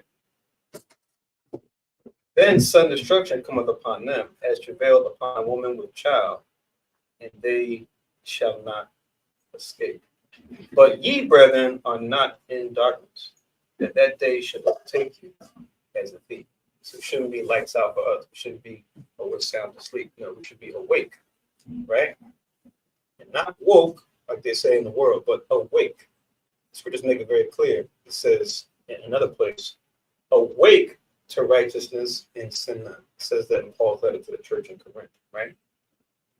So they should not overtake you like a thief would. I'll read verse 5 too. It says, ye are all children of light and the children of the day. We are not of the night nor of darkness. So it's using the day and the night as like a symbol as far as being in the knowledge of truth versus dealing with idols or something that's not the truth. Then it says finally in 6, and I'll move on. Therefore, let us not sleep as others do, or as do others, but let us watch and be sober. So, like we other branches of Christ do, we check things out, right? We see what's going on. We say, okay, how does this tie into God's prophecy, right? Different current events, things happening here and abroad, right? There's always something to read, always something to check out, always something to examine. When we apply the spirit of prophecy, right? One of our spiritual gifts to discern the times. All right. So let's go back. Oh, and I made a reference to 1 Corinthians chapter 15 and 34. You have to get it, but 1 Corinthians 15 and 34. People ask you, are you awake? Are you awake, brother? Or are you woke? You say, no, but you're awake. 1 Corinthians 15:34, awake to righteousness and sin not. For some have not the knowledge of God. I speak this to your shame, right? So this is how we're supposed to be awake. We're not supposed to sin, which is transgression of the law, 1 John 3 and 4, but we're supposed to be awakened to righteousness, which Psalms 119, 172. For all that commandments, all righteousness. So we got the answer as far as it means to be really and truly awake. But the one for that, let's get into Asa. What he has going on. 2 Chronicles 14, I'm in verse 2 now. 2 Chronicles 14 and 2, it reads, and Asa did that which was good and right in the eyes of the Lord his God. So What a relief, right? And it speaks to the fact that he had at least some kind of reign, even though you could also have kings that could do that which is evil, and the Most High will allow them to have days too, whether it be our kings or the kings of other nations. It says, verse 3, it's going to go into what he did to validate that. For he took away the altars of the strange gods and the high places,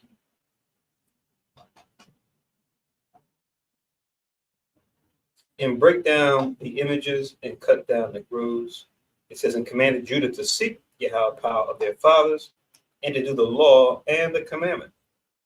Also, he took away out of all the cities of Judah the high places and the images, and the kingdom was quiet before him. See that?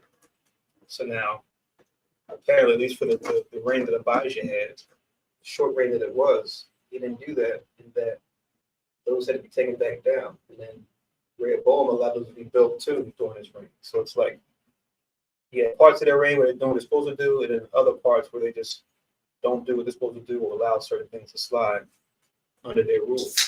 But now we've got this King Asa coming in to clean house and to show, look, we're not going to allow this in the land, which is a good thing.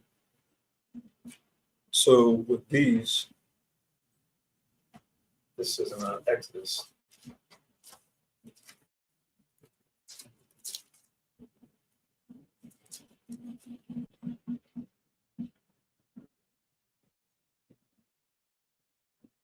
Exodus chapter 34, and I'll start with verse 10. It's like what we just read in 2 Chronicles 14. Exodus 34 and 10, it says, and he said, behold, I make a covenant. Before all thy people I will do marvels, such as have not been done in all the earth, nor in any nation. And all the people among which thou art shall see the work of Yahweh, for it is a terrible thing that I will do with thee. Right? That's like his older title, right before he was told his name to Moses, Yahweh, right? He was called Shad-Ya-Allah, right? Which is a terrible God, or translated into English as Almighty. It says, no man shall come up with thee. Oh, man, I'm lost.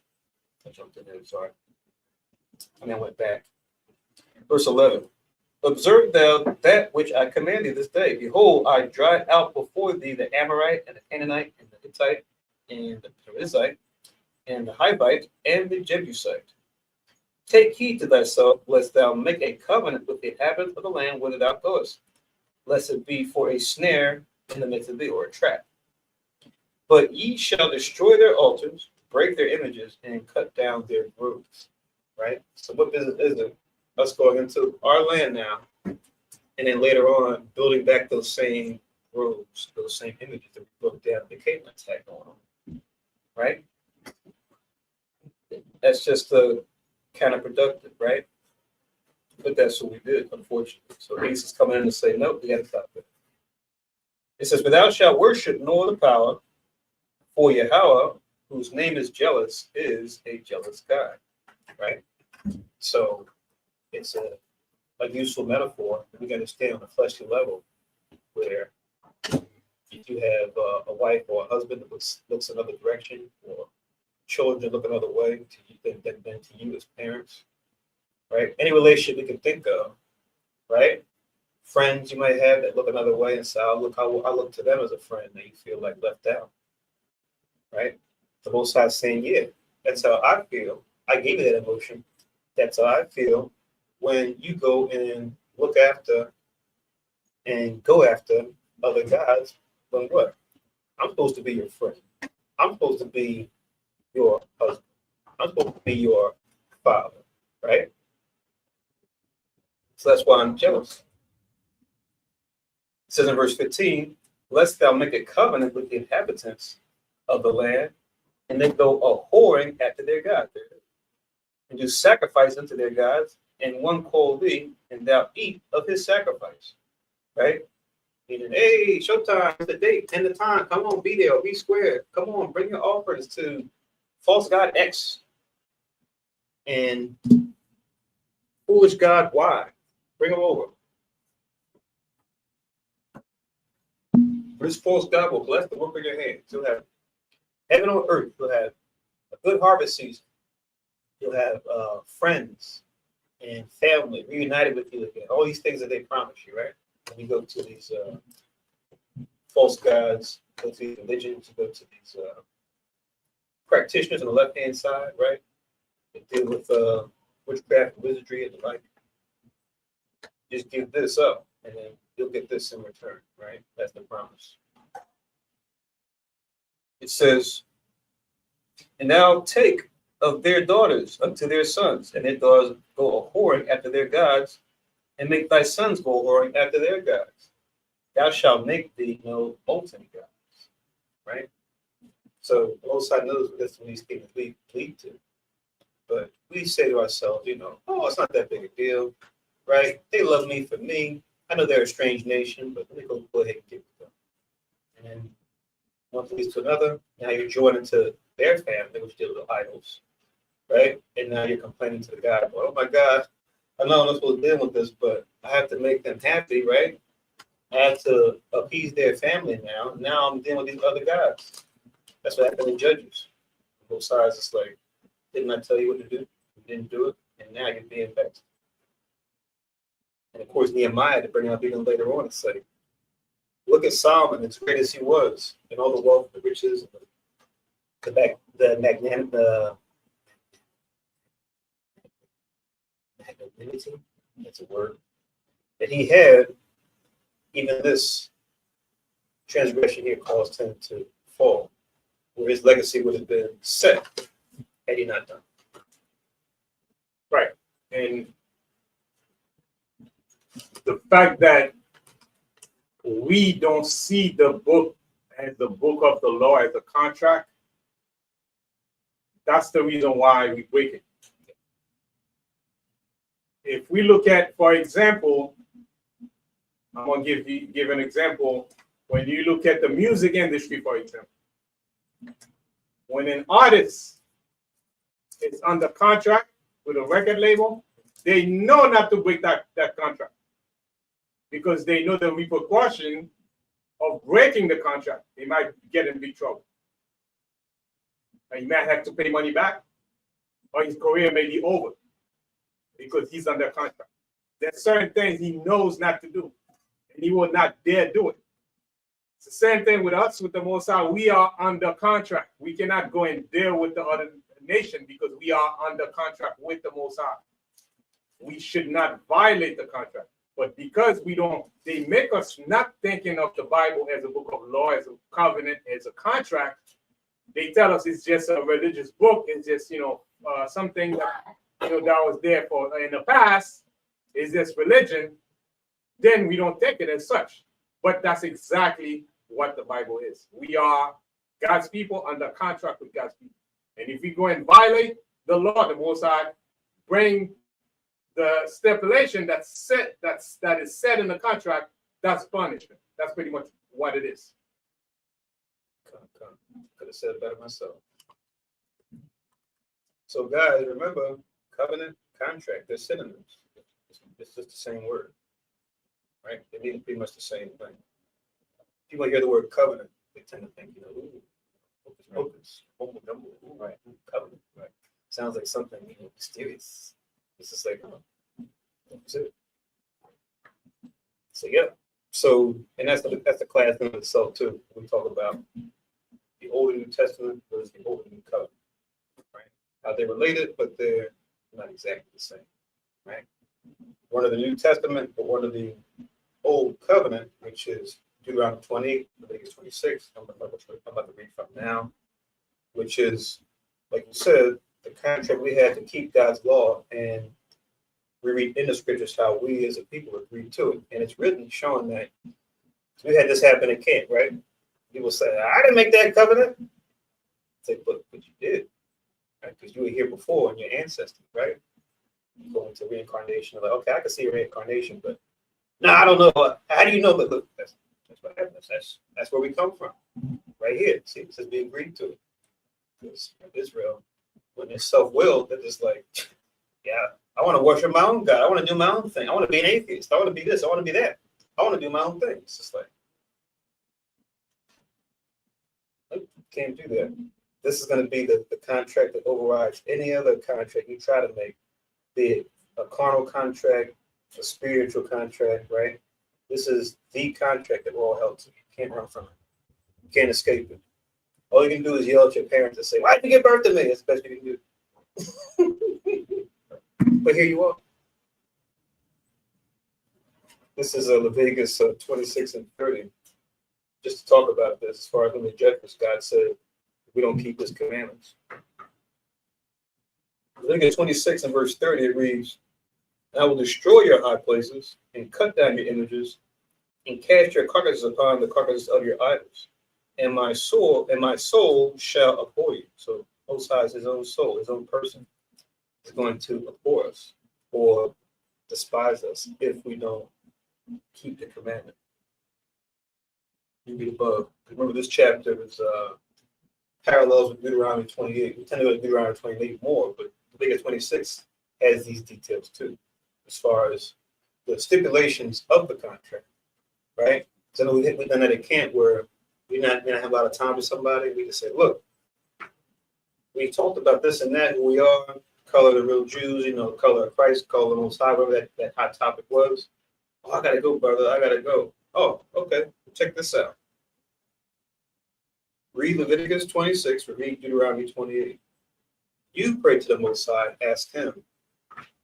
Because what those guys said on the corner, wearing those interesting outfits, right? I want to read more about, is what they told of me the truth when it comes to the contract I'm supposed to have with you, coming from this family of the Israelites, as they said. Is this true, God?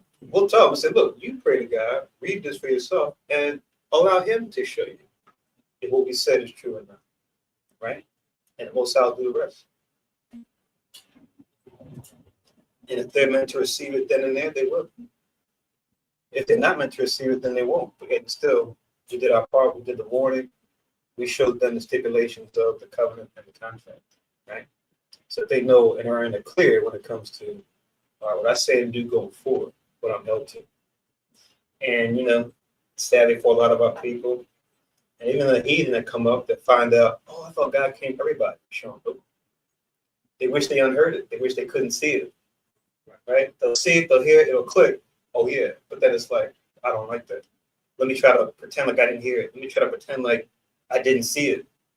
Let me try to, delete the last 5 minutes of my life, my last 5 minutes of my memory so that I didn't talk to these guys, right? People try to figure out ways to bargain with what they now know. But it is what it is, right? All right, so in 2 Chronicles 14 is read, Exodus 34, 10 to 17, Leviticus 26, 30. To go what we just read in verses 3 to 5. 2 Chronicles 14 and verse 6, it says, and he, talking about Asa now, he built fenced cities in Judah, for the land had rest, and he had no war in those years, because Yahweh had given him rest, right? So you'll see that there's a trend in history with our people where we'll fortify ourselves once we have rest from our enemies. You see it in the time of the Maccabees, right? And we'll read about that this month when we get into the day of Judas, where we were fighting with the Greeks. We got the advantage over them. The Most High gave us time to build up. And we had a certain period where we actually had peace in the land because of Judas and Simon and their brothers, what they set up, what they established, right? They call it the Hasmonean dynasty. We read about it in history. But unfortunately, that will be short-lived when it came to John Hyrcanus, who would come after Simon, and what took place after that. It would lead up to the time of the Gospels, just about 100 or so years later. But what they had set up, at least for a period of time, was peace.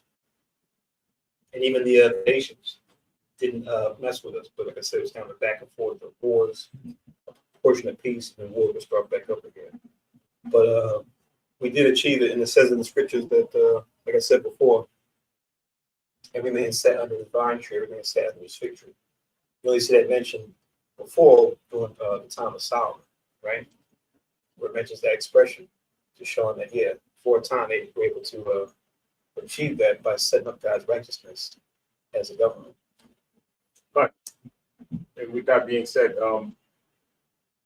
we always knew that we still under the kingdom of men, and we are not in our rulership because we broke the laws of God. This was part of being in captivity. So therefore, we must be vigilant, even though we have that quietness, that peace. We knew it was temporary. At any given moment, we might face danger from our enemies. So that's why they always build armies and show you that also. The book is a book of governance. It's not a religious book, because from the book, we have a guide how to build our armies.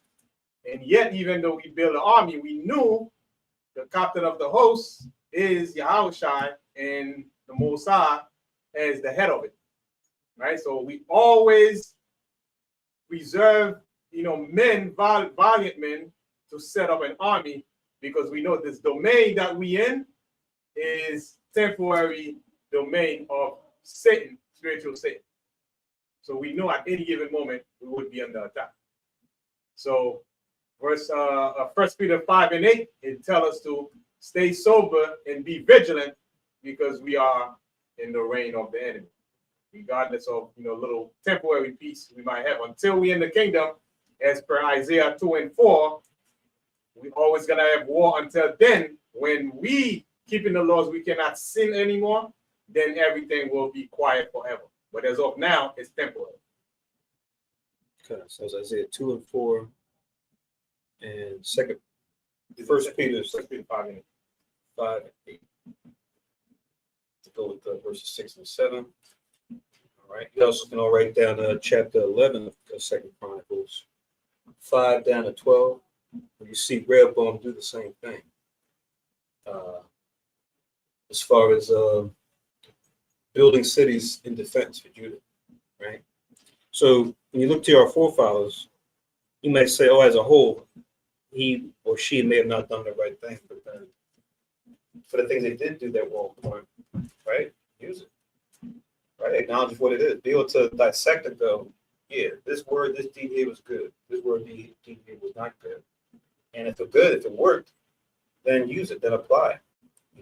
Sometimes, like I said, we get into this cult of personality where we'll see somebody say or do something we don't like, and anything they said or did, we just kind of wrap it all up as, I'm not gonna.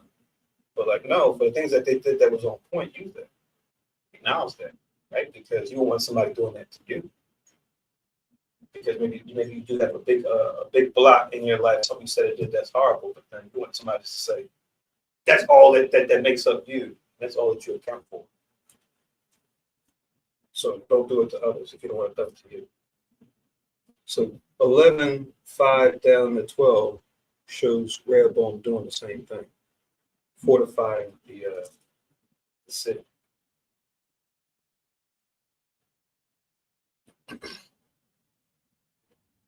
And I think this was like right after, he did this right after when he was about to go to war with Jeroboam earlier on, where the prophet came to him and said, don't fight. And then Rehoboam, other kings would have been like, yeah, get out of here. Fight them anyway. They shouldn't be, trying to resist us. He hearkened to the prophets. All right. The Lord said it. All right, stop fighting. And he told his men to stand down. So most I saw that. I was like, okay, Rehoboam. All right, cool. Right. And it shows that the prophets, the good prophets and the false prophets, like the false prophets will appeal to the desire of the king, right? And whatever the king wants, they'll make up stuff to make the king happy. Yeah. But if the king is righteous, he will listen to the prophet when he perceived that whatever the prophet is saying is aligned with the scripture, because he read the scripture every day himself. So he knew what the prophet is saying. You know what? Yeah, he's right. Well, you know what? Even though he says something that I don't like, but it's in the law, so I gotta obey. Right. So that's why it says to read the king read the scripture daily and write it, so that nobody can fool him. Even the prophet cannot fool him himself. But if he's wicked, he's not gonna think heed. Come. Exactly. We're going to denial mode. So I blot it out. Say, I didn't hear that. I didn't see that. Right. And say, it's your fault, prophet. Right. Beat that prophet. Lock him up. Right. And the prophets did not come up with things that don't align with scripture, which was one of the part of determine when a prophet is a false prophet or a true prophet. If they say anything that's not in the law, that prophet don't follow. So everything pretty much was set perfectly the way the Most High, instituted. And guess what? Where's that written at? In the law, the king's supposed to be reading every day. Exactly. Exactly. There's no way around it. And they say, got him. This is Psalms 127 too. I'm just going to read verse 1. Psalms 127 and verse 1. Can't forget this. Always got to remember this. Psalms 127 and verse 1. It says, except the Lord build the house, they labor in vain that build it. Except the Lord keep the city, the watchman waketh, but in vain. Right? So all those regular routine things we do when it comes to upkeep, construction, and maintaining, right, our dwellings, the buildings we live in, the roads we walk on, right, the marketplaces we trade in. You can have all that fortified, people watching it, looking over it, but if the Lord's not in it, it won't matter. We just saw that last chapter, right? With Abijah having less men, having the wide open behind them. Jeroboam had all the logistic advantage, but still lost because Psalms 127 was with Abijah. It wasn't with Jeroboam. That's why Jeroboam declined. We read why goes back to what he set up when he was first called by the Most High to rule the 10 tribes. He made that mistake and it just went south after that. So back in 2 Chronicles 14. We're in verse 8. Let me read 7 just in case. Therefore he said to Judah, let us build these cities and make about them walls and towers and gates and bars while the land is yet before us. Because we have sought Yahweh our power, we have sought him, he hath given us rest on every side. So they built and prospered, right? So he's telling the people, both sides with us, right? We're doing the right things. Keep it going. Let's build this up. Let's fortify ourselves, let's strengthen ourselves. And then, even the kings, I think, are mindful too. It's just like in modern times, we have like a country or a company where it's like, okay, I'm coming to the end of my term, however that long is. I hope I have a servant or children that can kind of carry things on in my name, right? So-and-so inherits the company. So-and-so's going to be the successor to this mayor, to this governor, to this president. I hope they can do what they'll build on what I laid down, but there's a chance that they might decide to go astray and do something else and become corrupt. But at least in my days, to make sure I have to set things up so that they have the option. My hope is that they take the rightest option. At least they have the resources where they can maneuver and grow.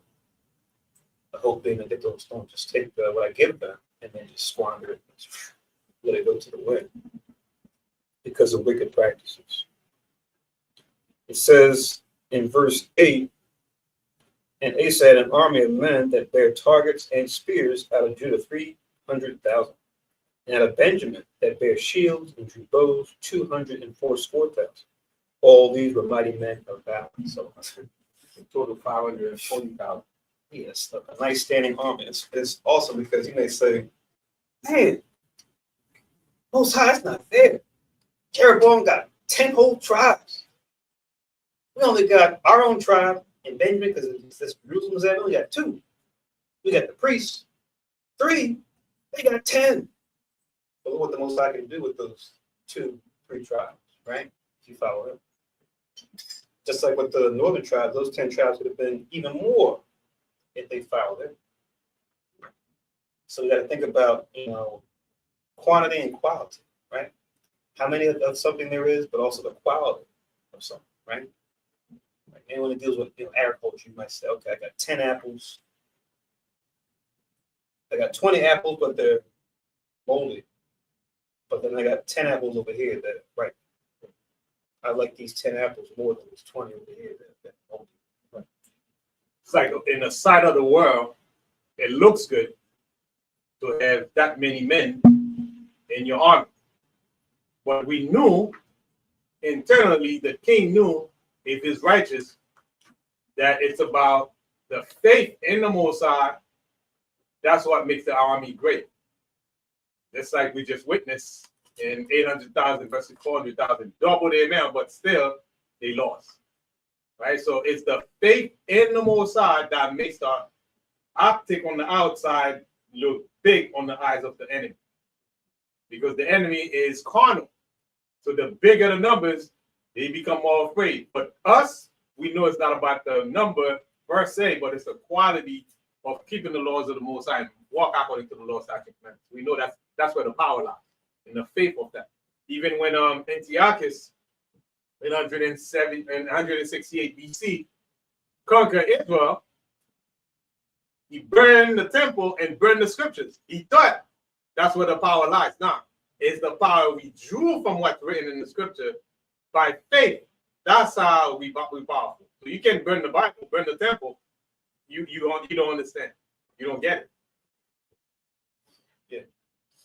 And it's funny because even him doing that was an attempt to do what the wise men of Athens did as a part of their campaign. It's kind of like in the modern era with the missionaries. Like with the modern era, it's the same thing. Esau doing the same thing at a different time. They'll send missionaries to your country. They give you, false Jesus, false God. Wear this, eat this, celebrate this. It's nice to get you up here. See, so even with him, he's probably thinking, yeah, I can do this physical blow that's going to come at the hearts and minds of the people to get them discouraged, right? So that they'll stop thinking and feeling and walking into God's commandments, which then I really got them. If I can get them up here. We'll get that too in a couple of days from now. We get into Days of Purim, where even Haman's friends, right? When they saw how Mordecai was starting to be built up, they said, "Hold on, he's one of those Jews. You can't do anything against him, man. Once he makes his mind up and he's dealing with this guy, you might as well step off." And then before that was like, "Oh, another meeting, come." Both sides was already orchestrating because of Mordecai and Esther's righteousness. Both sides like, all right, I'm gonna hook Haman up. I'm gonna hook him up real nice, right? With a nice judgment. And I like it too because in the Apocrypha, it doesn't say it in the 66 book, but the Apocrypha mentions Haman being a Macedonian. So it's like, oh, you see the connection. Esau, the wicked, Alexander, the same people. Because we know later on the Persians will fall and the Greeks will be the next guys. So you see, during the time of the Persian reign, you had not a lot, but a certain portion of the Greeks that were there too. They were part of their government, probably sizing things up. And the Mosai allowed them now to gain favor sometime later. Not much later, either, probably under a century between the time of Mordecai and Esther and the time of Alexander's rise. You look at the timetable. But it's just kind of funny. You see those little nuggets when you look closely as far as what nation people are, what they're doing, and where they're at certain time periods. It gives you a little history about how things fall apart and how new things come up. But in verse 9, back in 2 Chronicles chapter 14,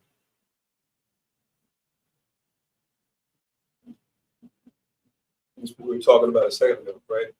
You build up when you're in times of peace because you never know what might befall us. Now we have a new challenger of those fighting games.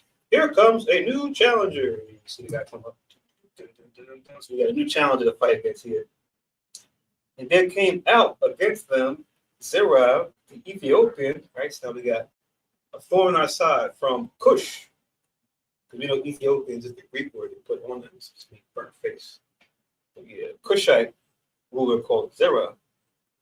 It says with an host of 1,000,000 and 300 chariots, and came to Marisha, right?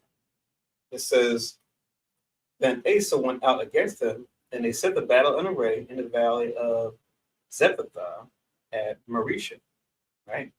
So now battle against this Cushite ruler trying to take us out. So we get the Shishak or Shashak before, now we got the Zerah of Ethiopia, right? Another Hamite family down there in the southwest where Israel was, right? Because our lands were connected on the map.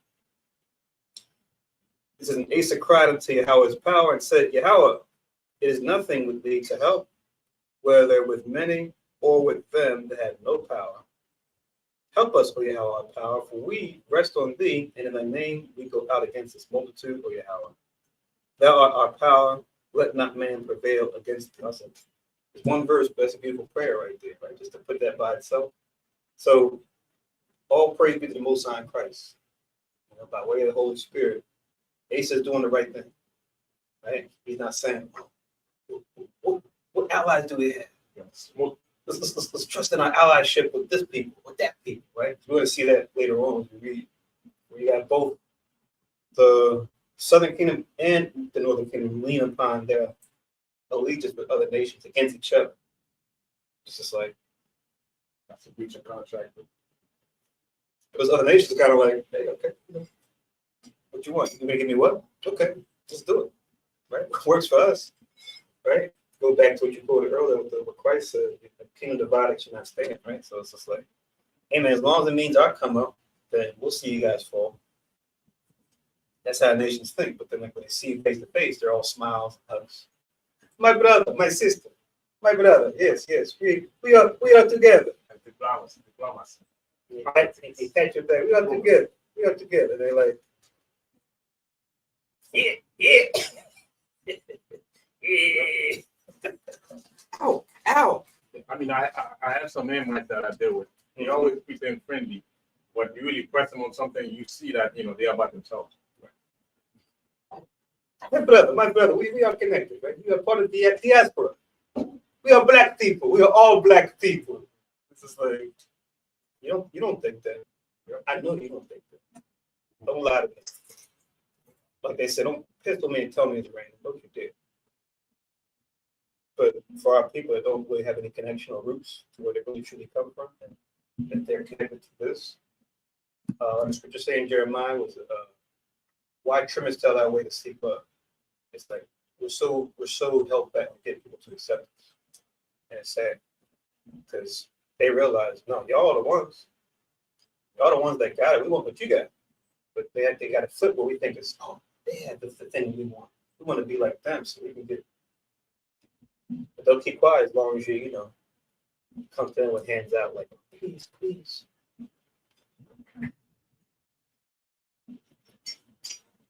Can you kind of take me back to temple days when you said that? We had a lot of ham. Probably still a little bit too to this day, but we had a lot of them at the temple, right? Mm-hmm.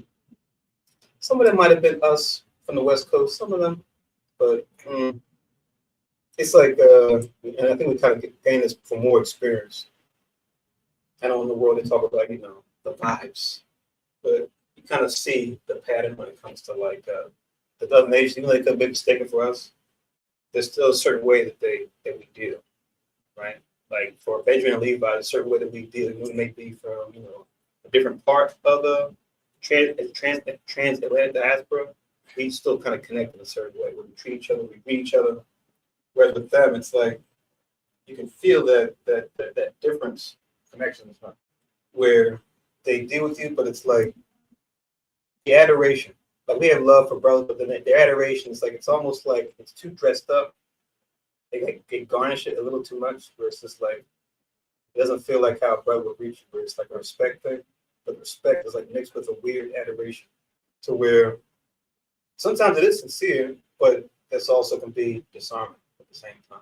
To get you kind of lower your guard, but they kind of dig you up a little too much, and you just kind of look at them sideways, like you're not wrong with shouting out somebody, but then you kiss them up behind a little too much. Like, what's going on here? Who are you?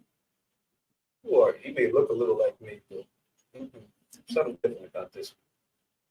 I still remember too working in the school system in Philly. I seen this kid. I don't know if I still have the paper, but it was like one of the papers they left behind.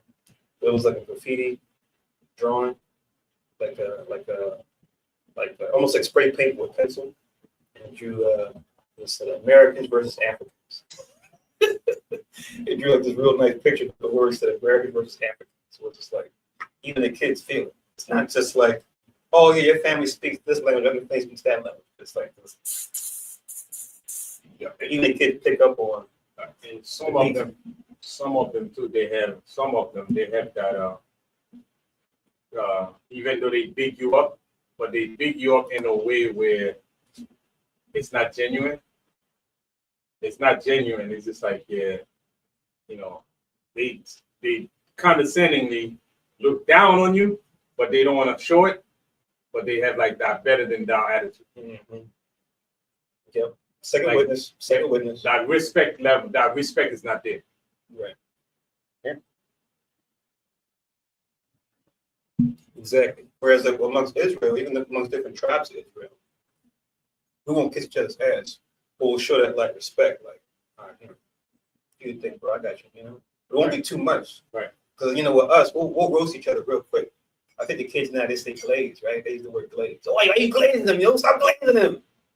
So it's like they'll keep each other in check. Where it's like, yeah, I'll compliment the brother, but I won't go overboard with the heathen. They don't know the limit. They go above and beyond, and it's like a red flag. It's got overglaze. Or it's OD on the glaze. Right? Why?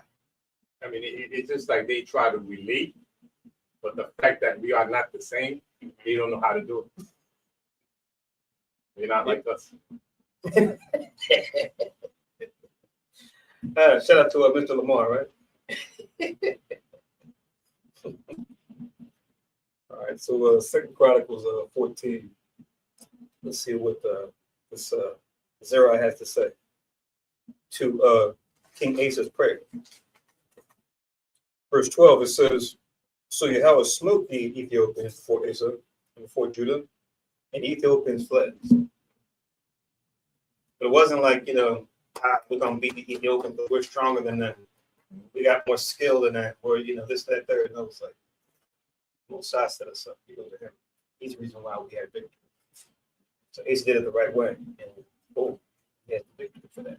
It says in 13, and Asa and the people that were with him pursued them unto Zerah, and Ethiopians were overthrown, that they could not recover themselves, for they were destroyed before Yahweh and before his host, and they carried away very much spoil, right? So they probably thought that they could get them, even though they were probably, because they were landlocked, but yet still the Most High with Asa, with Israel in the south, to where that conflict where they fought, because it's all going to be taking place in the southern part of Israel, or I should say Judah. That land was called Judah in the south. But they would have the victory over them. Let's get a couple verses real quick before we wrap up to look at this last part. Micah.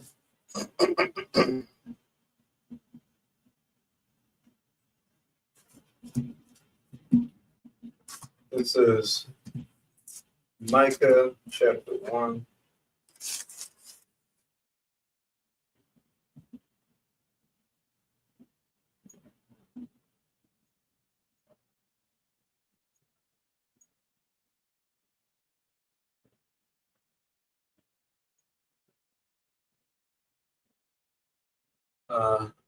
I'll read through a little swift. This is just a judgment. Because remember, the judgment came to our people from the Lord, from the prophets, but the prophets also had judgment for the nations too. That included the Hamite nations also. So this is Micah chapter 1. It's towards the bottom. I'm going to start from 10 to get the whole thing. It says, declare ye it not at Gad, weep ye not at all in the house of Abra, roll thyself in the dust. Right? So we know who's at Gad, right? That's the Philistines, right? It says, pass ye away, thou inhabitant of Saphir, having thy shame naked. The inhabitant of Zidon, come not forth in the morning of Beth Ezel. He shall receive of you his standard. For the inhabitant of Maroth waited carefully for good, but evil came down from Yahweh unto the gate of Jerusalem. O thou inhabitant of Lachish, bind a chariot to the swift beast. She is the beginning of the sin of the daughter of Zion, for the transgressions of Israel were found in thee. Therefore shalt thou give presents to Moresheth Gath, the houses of Zib shall be allied to the kings of Israel. It's pretty much saying, we're not doing what we're supposed to do, where we're at. Because this, the Most High is going to give the other nations around us the advantage, and most of them are Hamites, as far as in our immediate surroundings. I'll read 14 again. Therefore shalt thou give presents to Moresheth Gath. The houses of Achzib shall be allied to the kings of Israel. Yet will I bring an heir unto thee, O inhabitant of Mareshah, says that same place again. He shall come unto Adullam, the glory of Israel. Make thee bald and poll thee for thy delicate children. Enlarge thy baldness as the eagle. Bald eagle. For they are gone into captivity from thee. Right? So Micah is giving us the warning here to say, yeah, they're going to have the advantage over you. But if you're like King Asa and you trust in the Lord, you'll have victory over these same nations that be round about you, right? They'll be coming into you, paying you tribute instead of the other way around. But if you don't do the right thing, it's flipped around, it's reversed. But this prophet, we'll come back to him, but he was a prophet. You read the first verse, it says that the word of the Lord that came to Micah, the Moreshthite, in the days of Jotham, Ahaz, and Hezekiah. He was a little bit later. He's like close to the time of like Isaiah, but not too far off. But that's what's so beautiful. You know, the prophets prophesied different times. The warnings stay the same. The warnings is consistent. And 2026 so-called is consistent. It said, don't trust your enemy. Trust in the Lord, right? Rebuke your brother. Show him or her the better way. Hope that they repent. The message has always been the same. And Israel and our creativity, right? Because the Most High gave us that creativity. Like we said earlier, we feel the need to reinvent the principles. No. The principles are fine. Leave them alone. They've always worked. Right. Now, how you exercise those principles, that's where your creativity comes in. Right? Give us something new, but based on those principles. A way you could think of it is like, probably heard me use this metaphor before. I say like,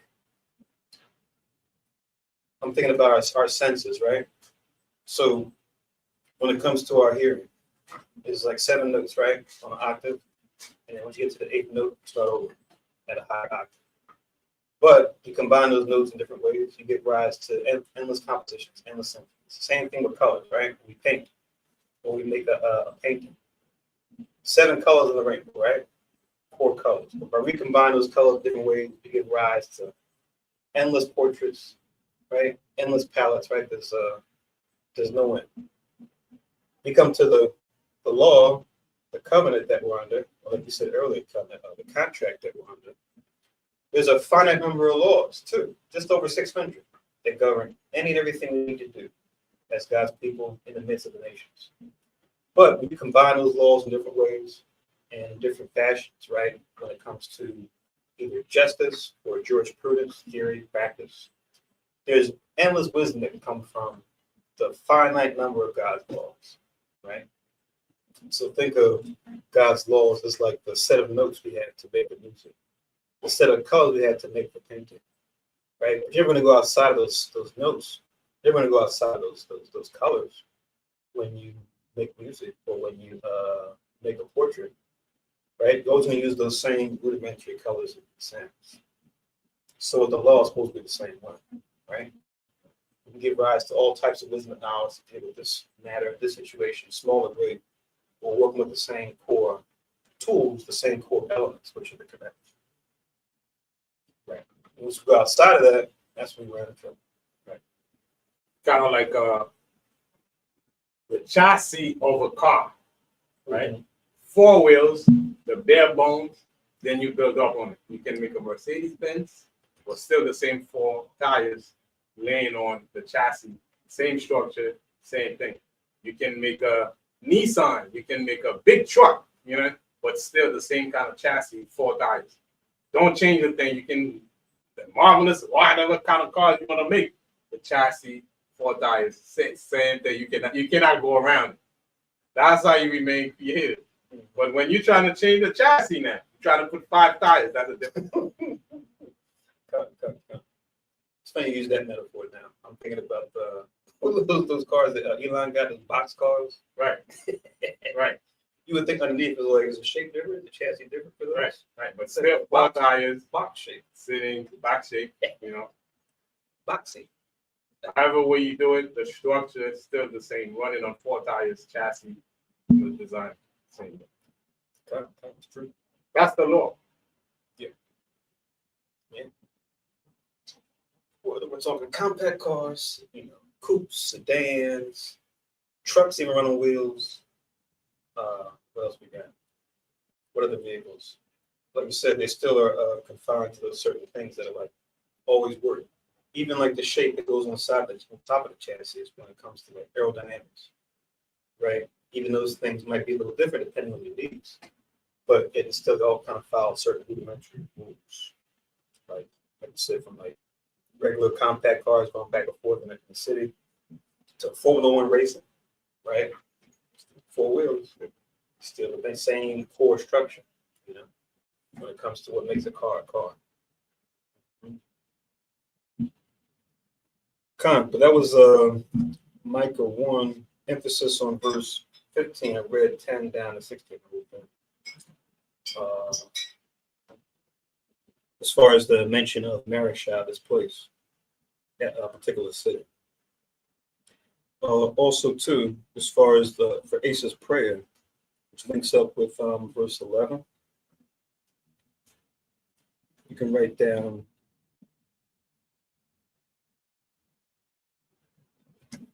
First Samuel's.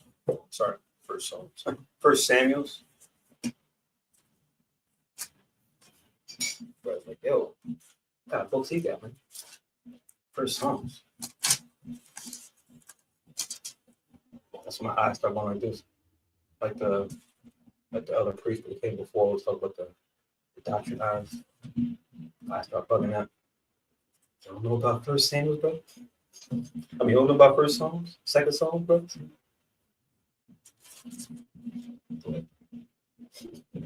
No one.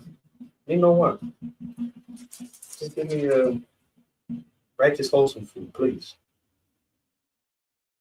All right, so First Samuel chapter 14 and verse 6. Check out what Jonathan said that was on point.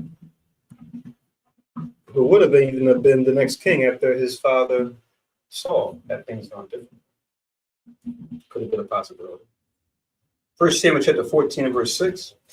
It reads, and Jonathan said unto the young man that bears armor, come, let us go over unto the garrison of these uncircumcised. They were fighting against those Philistines, right? We read about. It may be that the Lord Yahweh will work for us, for there is no restraint to Yahweh to save by many or by few. Okay. Well put, Jonathan. That's correct. That is correct. And he blessed their hands too. I think even when Mattathias was old in age and giving his sons encouragement, he referenced this story too, right? As far as Jonathan, with the power of the Most High, was able to deliver his people from the Philistines in this battle here, right? But yeah, that's 1 Samuel 14 in verse 6. Also, get this one too.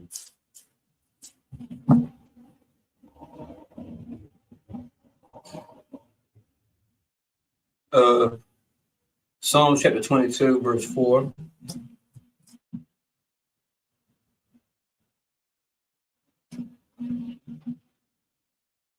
And I'll read 5 too. Psalms 22, verse 4. If I said First Samuel, it's twice. Sorry about that. Psalms 22, verse 4 and verse 5. Psalms 22 and 4. Our fathers trusted in thee, they trusted, and thou didst deliver them. 5. They cried unto thee and were delivered. They trusted in thee and were not confounded.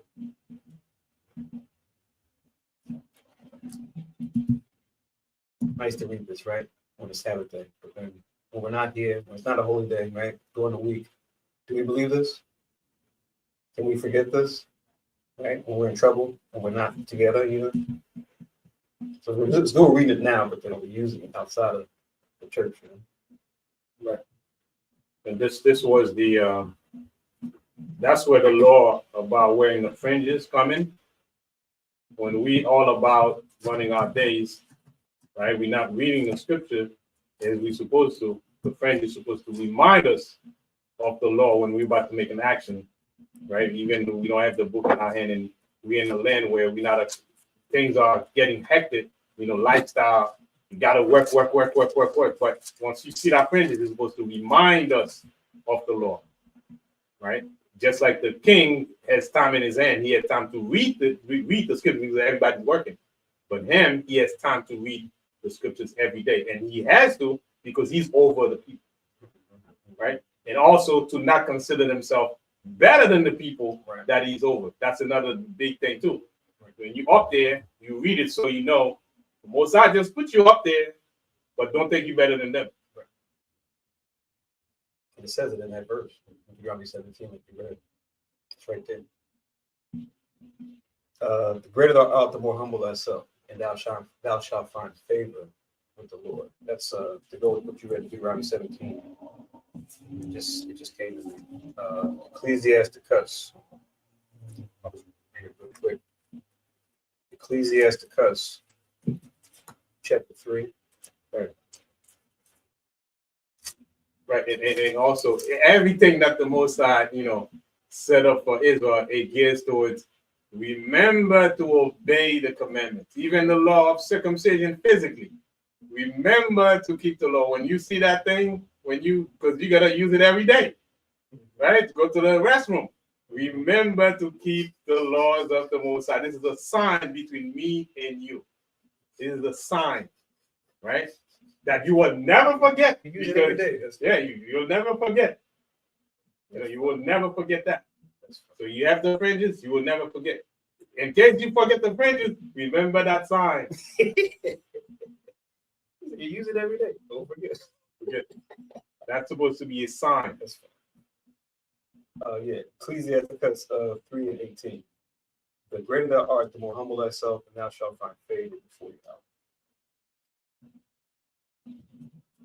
Yep. Most High he's a creative guy. Now, he put it in a place where you can't miss it. It's with you every day. And I know you like your stuff, but hey, I'm gonna put it right there. Don't forget. You know? Yep. So that's right. Exodus chapter 14. Let's get a song real quick. Song of Moses.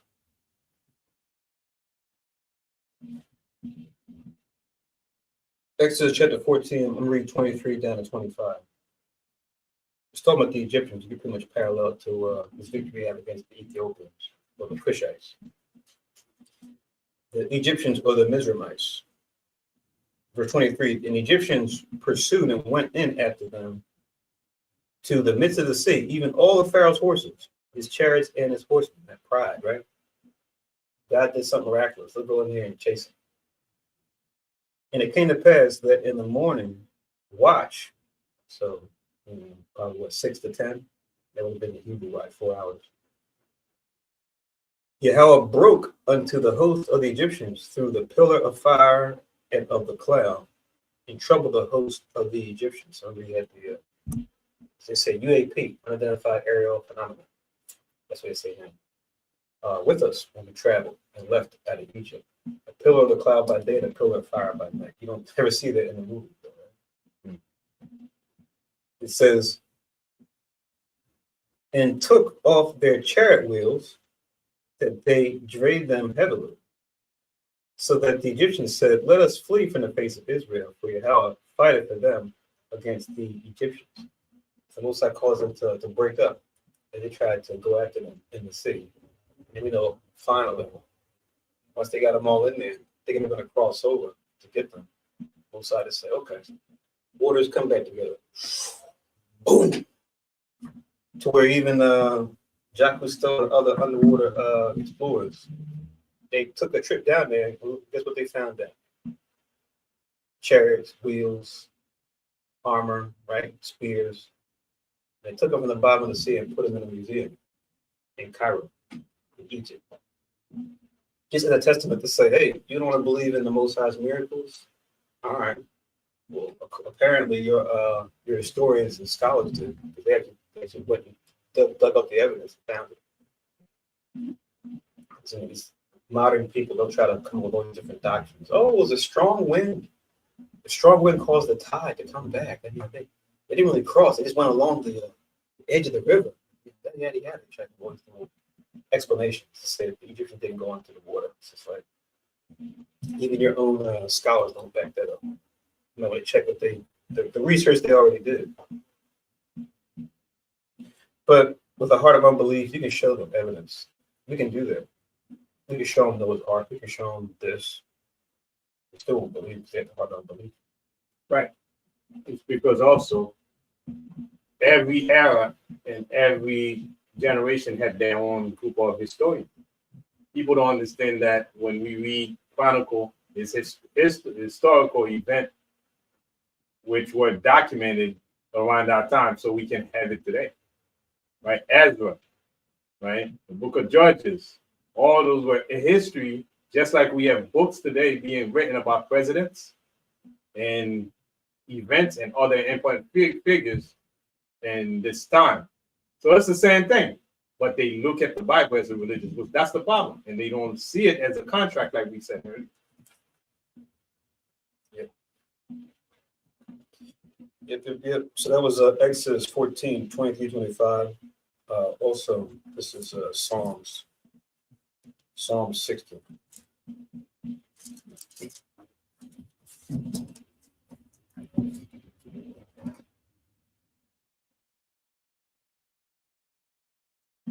Right. And it said, man, come on, man, the book was written by men. So what about the book of history you read? Exactly. Who wrote those? Right. What's your profession? Do you have a manual here to study? That's written by man. Right. Well, see, brother, that's different. Oh, it's different. Okay.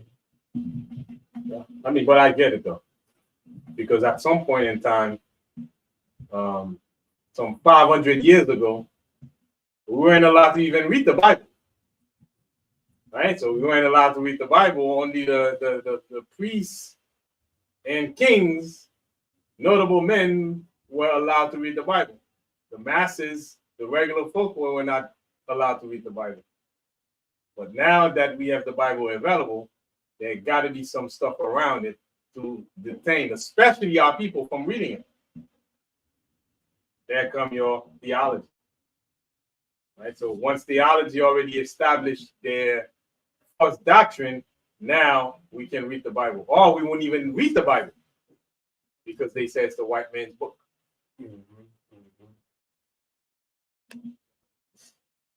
Yep. So this is Psalm 16 and verse 12. Yeah, come on, he sent me this picture. Looks like a post I put online. This is it's pretty funny.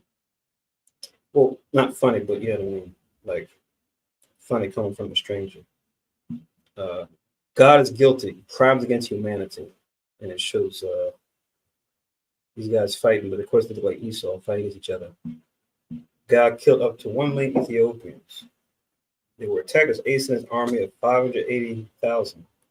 Asa cried to the Lord as they were outnumbered. God then killed most of the Ethiopians. 2 Chronicles 14, 8 through 14, and it says nonsense from the Bible. God is guilty of crimes against humanity. See, your guy, he's a villain. Your guy, he's a bad guy. Somebody got to find something you're saying. Whether it's true or not, that's kind of messed up. Isn't that kind of messed up? Why did he do that to them? Shame on that God of the Bible, right? Yes, indeed, the gainsaying continues.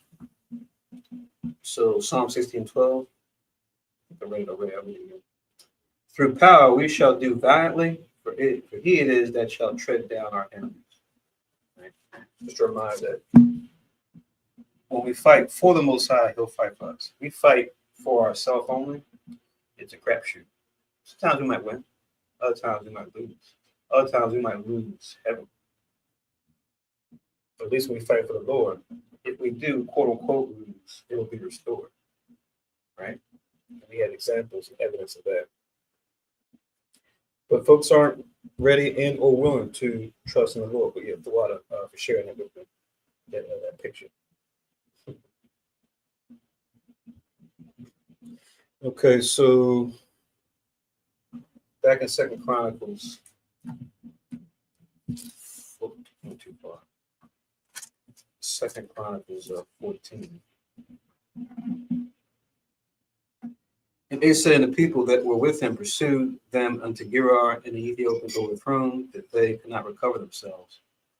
They were destroyed before Yahweh and before his host, and they carried away very much spoil, and they spoiled all the cities round about Gerar, for the fear of Yahweh came upon them, and they spoiled all the cities, for there was exceeding much spoil in them, right?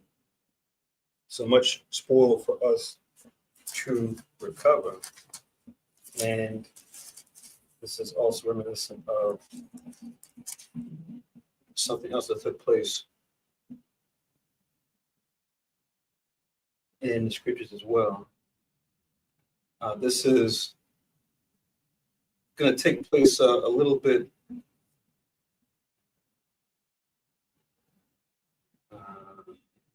I guess it's always written before. It was written after because Chronicles, I know, is credited to Ezra writing these names, but then also rewriting what was already destroyed when it came to the scriptures that came before. But that included Chronicles as well. Right. But this is First Chronicles chapter 4. I'll read from 39. It says, and they went to the entrance of Gedor, even unto the east side of the valley, to seek pasture for their flocks.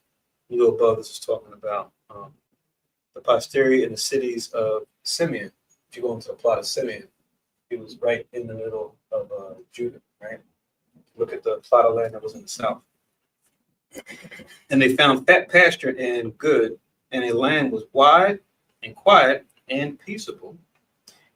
For they of Ham had dwelt there of old, and these written by name came in the days of Hezekiah, king of Judah, who's going to come later on, and smote their tents and the habitations that were found there, and destroyed them utterly unto this day, and dwelt in their rooms, because there was pasture there for their flocks. And some of them, even of the sons of Simeon, 500 men, went to Mount Seir for their captains, Pelatiah and Neariah, and Raphiah and Uziel, the sons of Ishi. And they smote the rest of the Amalekites that were escaped, and dwelt there unto this day. Right? So it's talking about in that same region where they established dominion as well, and pretty much taking a part of the spoils, taking hold of and gaining the spoils of the other nations, which the Most High considers justified, regardless of what mankind might want to say about it. But it's justified as far as the Lord's concerned, because of them being in the land and them not dealing with it the right way. The Most High will use another nation to punish another nation. And we're that scourge for all nations, but only because of our wickedness, the Most High allowed the other nations to rise up and then take over us. And it's for a limited time only, because even in our captivity, we see how frustrated nations get when they try to compete with us in certain things, even though they might have the resources, the land, things like that. But then when it comes to notoriety on an individual basis, even on a certain group basis, they just get vexed. They see how we were able to maintain, move ahead, innovate, create, right? Still have an impact, still have influence, even though we're supposed to be considered, the underdogs. And, from STEM fields and the sciences, the arts, craftsmanship, to even more trivial things like running, singing, dancing, playing, entertainment. Everyone just has their starstruck eyes in Israel. Man, these people. But then they have all types of bad things to say because, like I said, like Mr. Lamar said, right? They're not like us. And they wish they could be like us, but they can't be us. Right? Or like other comedians say, everyone wants to be us, but they don't want to be us. Right. And that's why a lot of them, based on what we read in Deuteronomy, the 28th chapter, they look at us in astonishment because they don't really understand us. We understand us that are in the scriptures, understand us, why we're in the condition. But with them, it's like they so good and they so bad.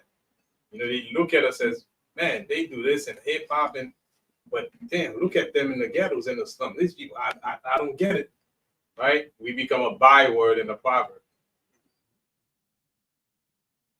because they don't quite understand us. Or some of them look at me, man, you different. This black guy is different.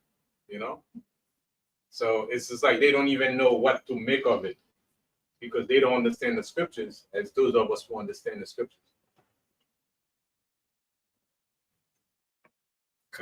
That's true.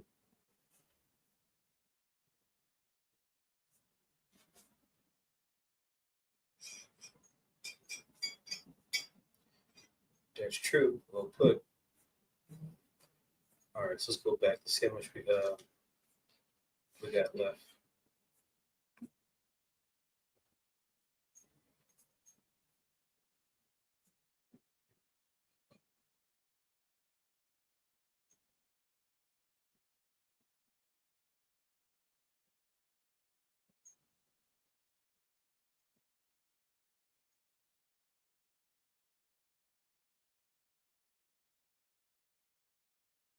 So this is 2 Chronicles 14.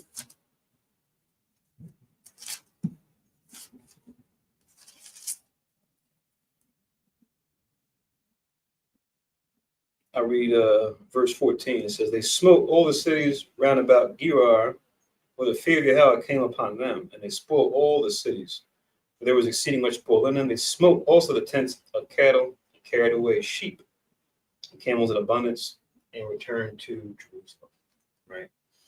So taking them out, taking their spoils, and then bringing it back for us.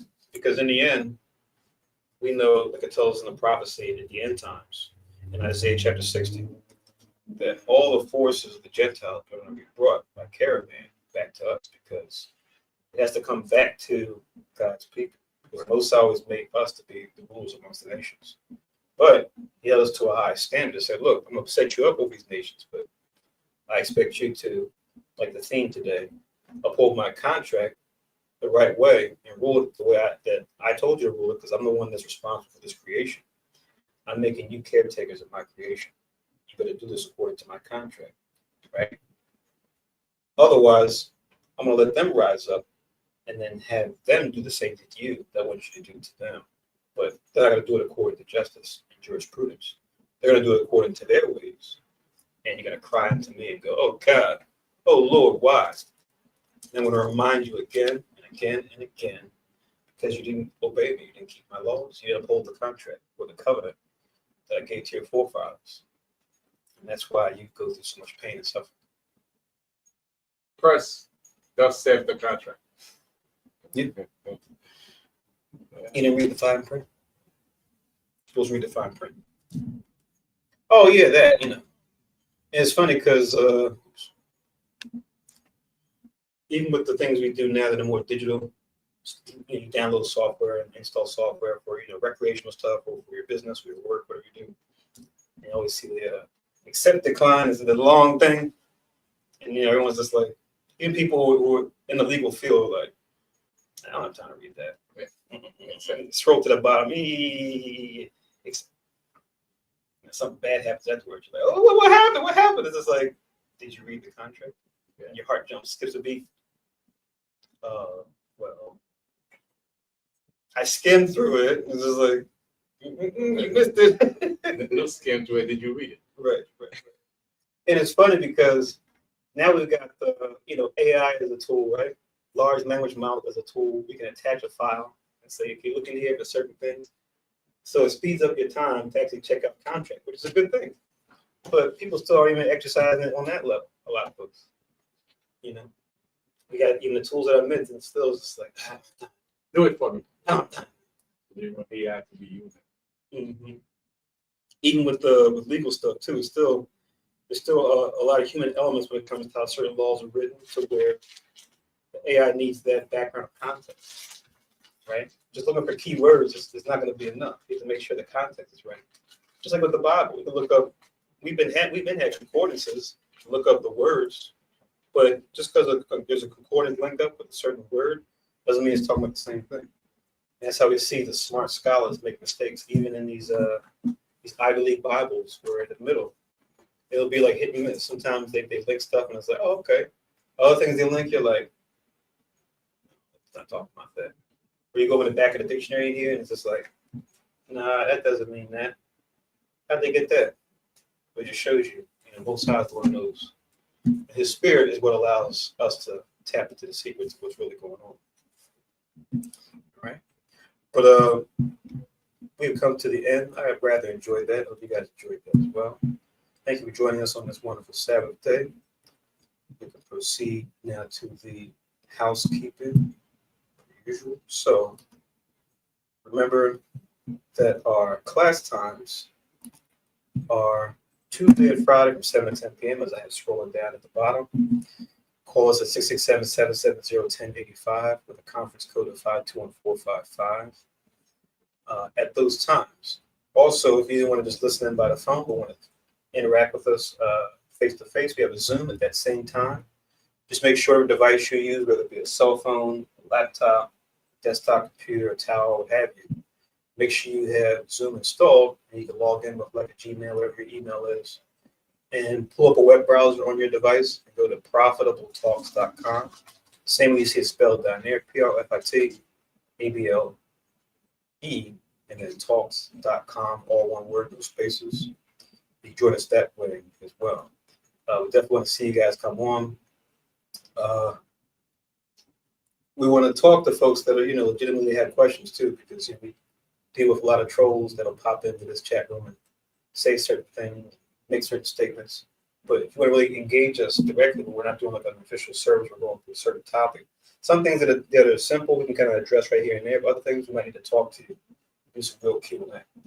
Right. So that's what this link is for, as well as the time that I showed you. So come on through. We invite you. But don't come on to troll. But if you have a legitimate question, you're going to go into scriptures. We'll do it as the Spirit is our guide to the best of our ability to show you maybe what questions you might have.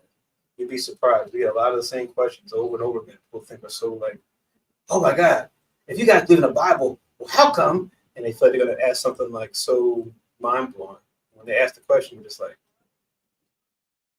that's easy. Just go to this verse. Right. That's simple. Go here.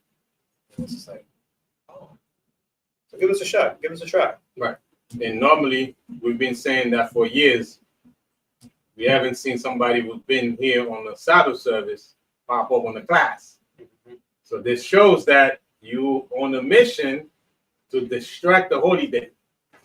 And it's not going to work. Because now that's a commandments, we try to keep it. You try to distract us from honoring the Most High. Come. Absolutely. All jokes aside, you have real questions. Come through. We invite you. Also, too, for our more sincere viewers and attendees, if you have a donation you want to provide for either our holy days, for our efforts here in our Philadelphia branch to make new flyers, to keep the internet and different technology to present this way, for our community service activities that we do, if you want to give us a donation either by cash or money order, we send it to that address that you see at the bottom, which is Ha Yashala Kanan, same way you see it spelled there. Just pause the video afterwards if you need to get that information. At the end of all our videos, you just drag the little thing. Right before the screen goes black, you'll find we always post this information in case you need to find out how to reach us. So 3826B, Germantown Avenue, Philadelphia, Pennsylvania, 19140. And you wanted to donate to us electronically, we have this means, which is paypal.me/HYK12, paypal.me/HYK12. Also, you can zell us at 646-620-7378.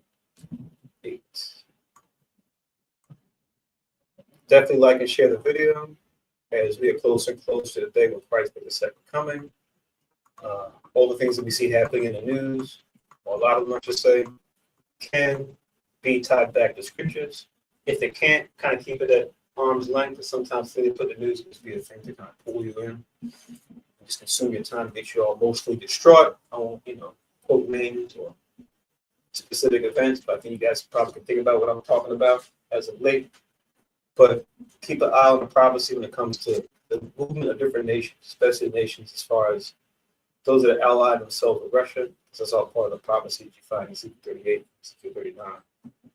Watch those countries closely. We talk about this during our class during the week too. Those prophecies about who's going to ally themselves with what we call Russia today, what the Bible refers to as God and God, right? What that means, as well as the things even Christ talked about in his they call it the Olivet Discourse, where he told the disciples on the Mount of Olives, right? All those things are key things to check out on a weekly basis. What did he say? Man shall come in my name, saying, I am Christ, shall deceive many. There shall be wars, rumors of wars, famines, pestilences, earthquakes in diverse places. Right? Every week we can look these up, find out, oh, there's one. Oh, there's another one. Oh, this one happened before, I missed it. Oh, there's another one from that time period. Oh, let's connect the dots. So there's all types of prophecy out there to be uncovered. And is it edifying? Yes. Is it edifying to you? Absolutely. Edifying to those you share with? Definitely. Right? But the prophecy will save us. The prophecy will ground us. Right? It's one of the many spiritual gifts, but it's a very important one that can make sure that we stay grounded and stay rooted as, like you said earlier, things get crazy out here. Right? That prophecy will keep us locked in. But, hey, you know the signs of the time. What does it say in Wisdom of Solomon? I think it's 17 and 15 or 17 and 12. It says, fear is nothing more than the betraying of the succors which reason offered. Right? Just an eloquent way of saying, fear the unknown, fear what you don't understand. Right? But we don't fear the Lord. We fear the Lord, but we don't, I should say, we don't fear the events the events that the Lord is bringing. But we fear the Lord who can what? Protect us from those horrible events that are coming for most of the people in the world. Let me read this real quick. This is why we trust the Bible. This is Psalms. Psalms chapter 9. This is our comeback version. People say, if there's a God, you guys say there's a God in the world, how come all these horrible things happen? We go to this verse. So, because there's a God, these horrible things that happen. For justice, for jurisprudence. If you have eyes to see it and a heart to understand it, here's the ear. Psalms 9 and 16, it says, the Lord is known by the judgment which he executed. So that's how we know God is real, because we can look outside of our door, outside of our window, walk around the streets in these last cities that we're in, and see God's word all around us. See Christ all around us, right? In the buildings, on the streets, on the billboards, right? In the radio, right? On our devices. we can see God's word all around us coming to pass. That's how we know the Lord. And it says, the wicked is snared by the work of his own hands. Higyon, or meditation, salah. Right? So, if you're wicked, it's going to catch up with you. If you know the Lord, you're going to act accordingly. It's really as simple as that. Okay? So, the Shar Shabbat, once again, we're in the 12th month and the 5th day. Keep an eye out. Like I said, we'll be talking about during the classes. We'll send out messages too about the Day of Judas and Purim is coming up in the month of March, but not too long from now, right? So keep an eye out for all these things coming to pass, and definitely stay tuned in. And like I said, we challenge you. If you guys have joined us on a Sabbath day when we live stream, come to the classes that we posted. Come and dial in, right? So we see it online. People that we watch that do like live streams, do like Zooms, things like the similar fashion, or like with a bunch of squares. And people will oftentimes they'll say their piece in the chat, but then on these other chats that aren't even teaching the truth, that might bring out certain current events, whatever. They'll say, "Come out the chat, join us on the StreamYard. We'll leave the code down here. We'll bring you up." And a lot of times, these folks they never pop up. Sometimes they do, a lot of times they don't. But they'll pop up, got the screen all black, and they don't want to show their face. It's just like, oh, okay, so you like the internet thug, internet bad boy, running your mouth on the internet. Then they ask you to come on up, show your face, turn on your camera. People they still keep talking trash in the chat. Don't do that. Don't do it. You might be surprised. You might learn something. We definitely want to learn from you, but you might learn something from us. Just me. Give us a shot. You won't regret it. We trust you won't regret it, because at the very least, you'll hear the truth as the Most High gives us the scriptures. That's a lot more than what you'll hear from these other charlatans out here on social media. They just want your eyes, your likes, your dislikes, your clicks. They just want your engagement, all because they're just doing some kind of following. You won't get that here, right? So, Shar Shabbat once again. Thank you for joining. Hope to see you during the week, during the classes. And with that, we'll do the closing prayer. Continue to watch and pray, Israel.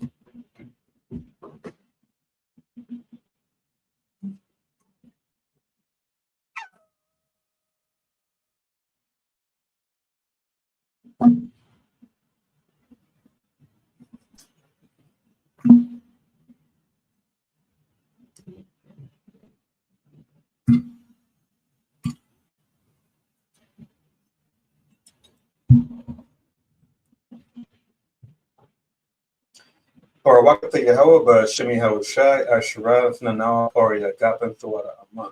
La Yahweh Shemi Hawashai Av Yashar.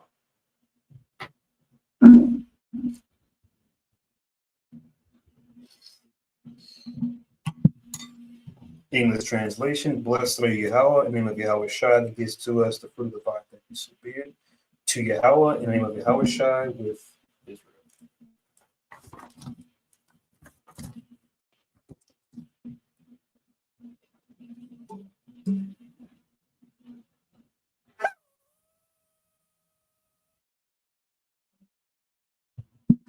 Ahmad Wa, Pani Oil Washington, stand in face of Jerusalem.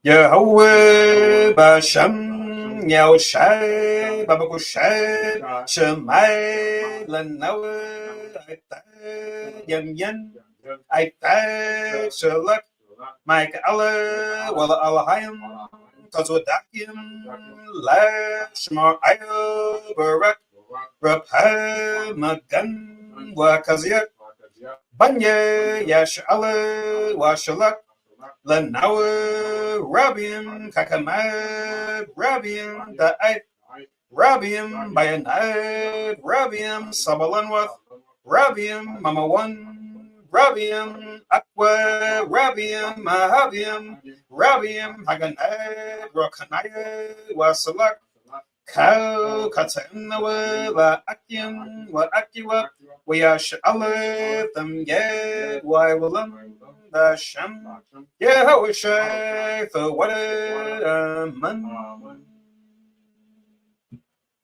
English translation. Yahweh, in the name of Yahweh Shai, please listen to us now, right now. Send Michael and righteous powers to watch over, bless, heal, protect, and make strong the children of Israel. And send to us much wisdom, much knowledge, much understanding, much patience, much faith, much brotherhood, much love, much spiritual protection, and forgive all our sins. For the brothers, sisters of Israel, always and forever, in the name of Yahweh Shai, thank you, so be it. The Four Corners Prayer. Yahweh Bashem Yahweh Shai Barak Nawed Wayash Allah Wabaf Yastaparim Shema Yashirilla Yahweh Allah Noah Yahweh Akad. English translation. Yahweh, in the name of Yahweh Shai, bless us in Israel in the house of books. And then we said, Hear, O Israel, Lord our God is one Lord. So with that, we'll say a short Shabbat once again. And as always, continue to watch and pray Israel. My fellow prophets and prophetesses out there, keep your eyes on the prophecy. Continue to ask the Most High for the spiritual gifts so he may show you a more excellent way. And the Most High will talk to everybody in the classes coming up in Tuesdays and Friday this week. All right. Shalom, Israel. Enjoy the rest of your Sabbath day.